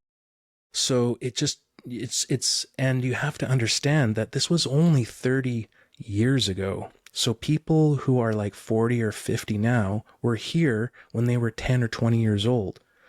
And there's literally neighbors living next to each other where like neighbors killed neighbor. Like it was insanity. And I can't, in the few minutes we have left, we can't go into all the intricacies, but I just want people to understand that like, in order for a country to survive that, you have to have a certain level of suppression of emotions. You can't open up those wounds. There's a mourning period where people talk about their experiences. And so every year there's a chance to like let that stuff out. but it's a culture of like control, because for lack of a better way of putting it, we have to get 2, 3, 4 generations that are so far removed that the echoes of that trauma are so slight that you can't just light it all up again. You know, like if you went on the radio here, things like genocide denial and genocide ideology are taken very, very seriously here. Like when you go to the United States, you know, you can say almost anything, right? You can free speech and, you know, for whatever. There's certain things you just can't say here because it would open up such deep traumatic wounds that you could literally destabilize the country if you let it get out of control. So the reason I bring that up is that it means the culture here, there's a certain level of just, you know, control. Like you have to control your emotions, because if you didn't, you know, like how would you feel if the person you're living next to killed your mother, your father, your entire family, and you have to live next to them, and they got out of jail, they served their time, but how you feel, can you imagine letting those emotions out in the wrong way? So there's a certain culture here of control. And anyway, that's why if you don't, like, you know, so I can get angry, but, you know, there's probably people I get angry with, and, you know, what they've been through now, like this Mzungu, which is like basically name for foreigner. They're like, this Mzungu, just whatever, man. Like, get mad, I don't care, get mad, you know, like I've been through stuff that you just, you know, like they're not thinking that consciously, you know, but it's like, or their parents, you know, so it's a very interesting culture that you have to be very respectful of in certain areas, and you just can't, you know, the best way I can put it is that's probably the biggest culture shock. And then because it's been built from nothing, I mean, 30 years ago, it was nothing. Like this country was destroyed. And now 30 years later, you know, there's infrastructure, there's investment, there's so much going on, but you don't just change that overnight, right? So there's always going to be kind of like just these areas where you have to be careful what you say, how you say it, because it doesn't change overnight. You don't heal in 30 years. You'll never heal. You know, for the people that have been through that, you never really heal. And their kids feel that, and their kids feel that. So you kind of have to learn to be, you know, there's some bigger things than just you're angry because, you know, you found something in your soup or something like that. Yeah, I understand. I told you before we recorded the conversation that I was quite ignorant about what happened there. Literally, I did not know anything about it. So I'll definitely read into it more after the episode wraps up. If I could say just one last thing about that. Sure. It's called the 1994 Genocide against the Tutsi. Okay. So, you know, people online, if you see anything in their profile that says Hutu or Tutsi, and it's not referencing like the actual genocide, like if they're like using that as identification, they are not Rwandan. There are no Tutsis anymore. There are no Hutus anymore. There's no more Tutsis or Hutus. We're all Rwandan. We're all working together for a better Rwanda. And anybody online that is using those words, it's actually quite scary. You know, it's like for instance, just very quickly, and I don't know how much time, but just very quickly, we don't call it the German genocide, right? We call it the Holocaust, right? And when someone brings up the Holocaust, you don't have someone go, no, it was the German genocide. It's like, no. And they go, no, Germans died too. You know, there were some Germans that died because they were trying to hide, you know, Jews. So we should call it the German genocide. What about the Germans that weren't Jews that died? It's like, yes, that happened. But the Holocaust was there mostly, you know, there was other things, but it was mostly, when we do it, it's about Jews. Yes, there were other people, but we don't call it the German genocide. So this ideology that it's really scary online, you have to be careful. If anyone wants to know anything about Rwanda, it's the 1994 genocide against the Tutsi. There are no Hutus or Tutsis anymore. If you see anyone online talking about, oh, you know, well, Hutus were also, you know, killed, it's like that is something very dark going on that's very different from what Rwanda is trying to do in the world today to rebuild itself. Sounds to me like they're doing good with rebuilding. They are. They're doing their best, you know. Nothing's perfect, but you know, they're trying hard. It's a very safe place to invest. It's a very safe country. I've witnessed more murders in Canada than I have in Rwanda, so, you know, that's like, you know, yeah, it's a good place. Nothing's perfect. But definitely I like it here for sure. It's like sounds like a good life. It is. It is. I have a Rwandan wife. I have two kids, the Canadian Rwandan. So I've definitely got roots here. And, that's just kind of what happens. Life happens to you. You get married, you have kids. And yeah, and it's still going on. It doesn't stop. You just keep going forward. What do you think is next for you?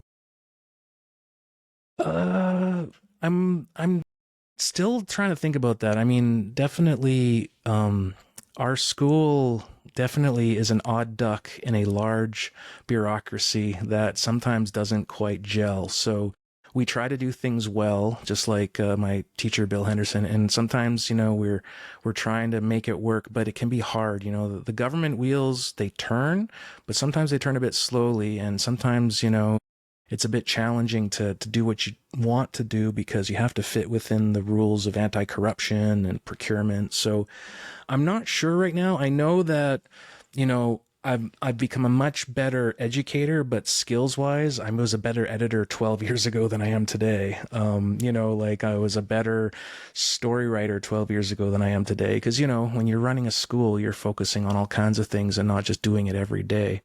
I kind of want to get back into other stuff, but I've thought about touching base with Alex Lindsay again in terms of getting more involved. It's just when you got family and work, you kind of have to make a conscious decision to set aside a part of your day to work on something, and I haven't quite figured that out yet. So I think I got to get back to just trying some things and failing at some things, and I'm not going anywhere, but nothing lasts forever. So I keep pushing at ADMA. That's the short word for we call our academy. But at some point, you just don't know. I don't think I'd be an ADMA another 10 or 12 years from now, but you never know. But I'm definitely seeing these latest technologies, AI, which is I think it's a bit overhyped, but it definitely is promising. And thinking about nowadays, one person really can make their own show in some ways with maybe one or two people with them. I think the world is a scary, scary place when it comes to technology. I really, honestly, truly believe our ancient brains and ancient bodies have no clue how to handle our modern world. And we might just innovate ourselves into extinction. But that sounds a bit chaotic, but just as a thing, I wouldn't put an iPad in anyone's hands under 4 or 5 years old. Just that's my philosophy. I don't think any 4 or 5 year old should be spending time on an iPad. Now you can, but and it's not going to harm them, but kids need to run around and play outside and interact and get into fights and learn to cooperate and learn to climb trees and and just activate the parts of their brains that adventure. Literally, yeah, if you think about this, right, up until about 150 years ago, if you heard language, right, it was coming from another human, right? It was another human who was communicating with you. Now, that human might be trying to trick you or might be trying to love you or whatever, but it was coming from another human. So our ancient bodies have just evolved to take in information in a certain way. And then in the last about 150 years, now I can just press a few buttons and fill your brain and ears with all kinds of words and all kinds of things that has nothing of value, nothing of any, whether you live or die or get better or get worse or sick. It just has no bearing on you. And that's just one example of how our world is so different than what our bodies are designed for, I read this book once. There is more sugar in 1 can of Coke than in 6 pounds of deer meat. And our body uses sugar as a way of gauging how much we've eaten so that it can release insulin so that we can, process our food. So the world we live in is so alien to our ancient bodies. And sometimes I'm just worried about what that's going to turn into. I'm already watching YouTube channels where this is AI scripted. This is AI driven, and this is just crap. And the person making this doesn't care about me, what I'm learning. They're just trying to make money. And you got to learn to navigate that. And this is just the start. Next thing it's going to, anyway, girlfriends are going to be virtual. You know, I mean, when I was a kid, I had to go out and find stuff to get that fix. And now you can just press a few buttons and see more, Swipe left or you swipe know, right. yeah. Or like literally today, a 12-year-old can see more sexual content in an afternoon than his ancient body would have seen in 20 people's lifetimes, and release the chemical, and the reason I bring this up is like our world is changing so quickly, like how we I mean, my body is set, I'm 47. My brain isn't going to be rewired too much, but my kids, like their brains are going to get rewired, and I'm a bit, you got to try to navigate that. So it's a scary world, and that's kind of where I see myself getting more into, is trying to learn the stuff so I can kind of navigate it for my kids a little bit. I mean, they're ultimately the ones that are going to navigate it, but I can set some guidelines, like how many hours of television they watch, how many video games they play, until they hate me and they I wonder disown if there's me. any long-term scientific study on this as well, because I know for some things, for example, you mentioned at the beginning the amount of sugar that's in a can of cola, that's the same as in 6 pounds of deer meat. I heard recently, for example, that a large amount of sugar on a regular basis can lead to early dementia. So it literally has cognitive degradation effects. Those kind of things. It's really scary to think about. It's not just food, like you said. It's the dopamine shots that you get from anywhere. It's the attention grabbing that TikTok videos have, or that video games have, and also the economic incentive that companies have in order to capture you for as long as possible.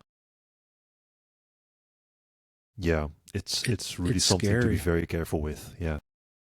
And I even noticed my attention span, even in my later years, because of YouTube. I think because of YouTube, I find it hard to sit down and watch a movie. If a movie isn't really capturing me in like 5 or 10 minutes, I have to sit there and go, no, wait, you'll get interested. Wait, you'll get interested. I have to wait. Whereas, yeah, it's just, I really, and I mean, there's much smarter people that have talked about this stuff, but I think we just have to understand our bodies are so ancient, they're so ancient. And like just the internet. I mean, I remember a time where I had to find the solutions myself. There was no internet to go and like type a phrase into and find out what 20 other people. So I am much better at solving things now because of that. But my critical thinking skills and my kind of like self exploration and, the kind of muscles of like me figuring it out are definitely weaker than when I was a teenager, when I just I had to figure it out. You just had to sit there and bang your head. And now you could argue, okay, but we humans had to figure stuff out for millions of years, or, I mean, it's a bit of a different conversation, but I think the latest technology, like this AI stuff, like just, if I was 13 and I could sit in front of a computer and just say, I want a girl to look like this, I want her to do that, and just type it in and it gets made for me, I don't know like how that would affect my experiences when I go to have when I say real, like, approach a girl, say hi, hey, can I, whatever, like, just like, the ways we're living is so extreme. It's just extreme food, extreme media, extreme messaging. And, I think Facebook, just to point out Facebook, I think Facebook's done more harm to the human population than good. That's for sure. That's my opinion anyway. But anyway, I know it's a different conversation, but that's the world we're navigating in. So right now with young kids, I kind of have to smarten up and really start to try to help navigate that with them, because I'm the adult in the room. Well, it seems to me like you're doing a very good job at that. With that, Ryan, thank you so much for coming online. All the best to you, all the best to your family, all the best to your environment over there. It sounds to me like you're doing great at the academy, so the best of luck with that. Thank you, Jeffrey. I appreciate it. Thank you too, and good luck with your podcast. I really think you got something good going on here. Thank you very much. Take care of yourself. Thank you too. Thanks. And with that, Ryan Yewell has left the conversation. You can find all the resources that were mentioned in this episode in the description. This includes information about Ryan's teacher, Bill Henderson, the website of the Africa Digital Media Academy, and more information about the 1994 genocide against the Tutsi. Learning about these kinds of events is important, as it stands as a stark reminder for humanity's capacity for both unimaginable viciousness and the resilience to rebuild in the aftermath. And it's good to know that the effort to rebuild is strong, with the people of Rwanda and people like Ryan coming together to work on a beautiful future. If you enjoyed this episode, please consider subscribing, liking or following, depending on the platform that you're listening on. But of course, I'll leave it completely up to you. Thank you so much for listening. I don't take it for granted. Take care.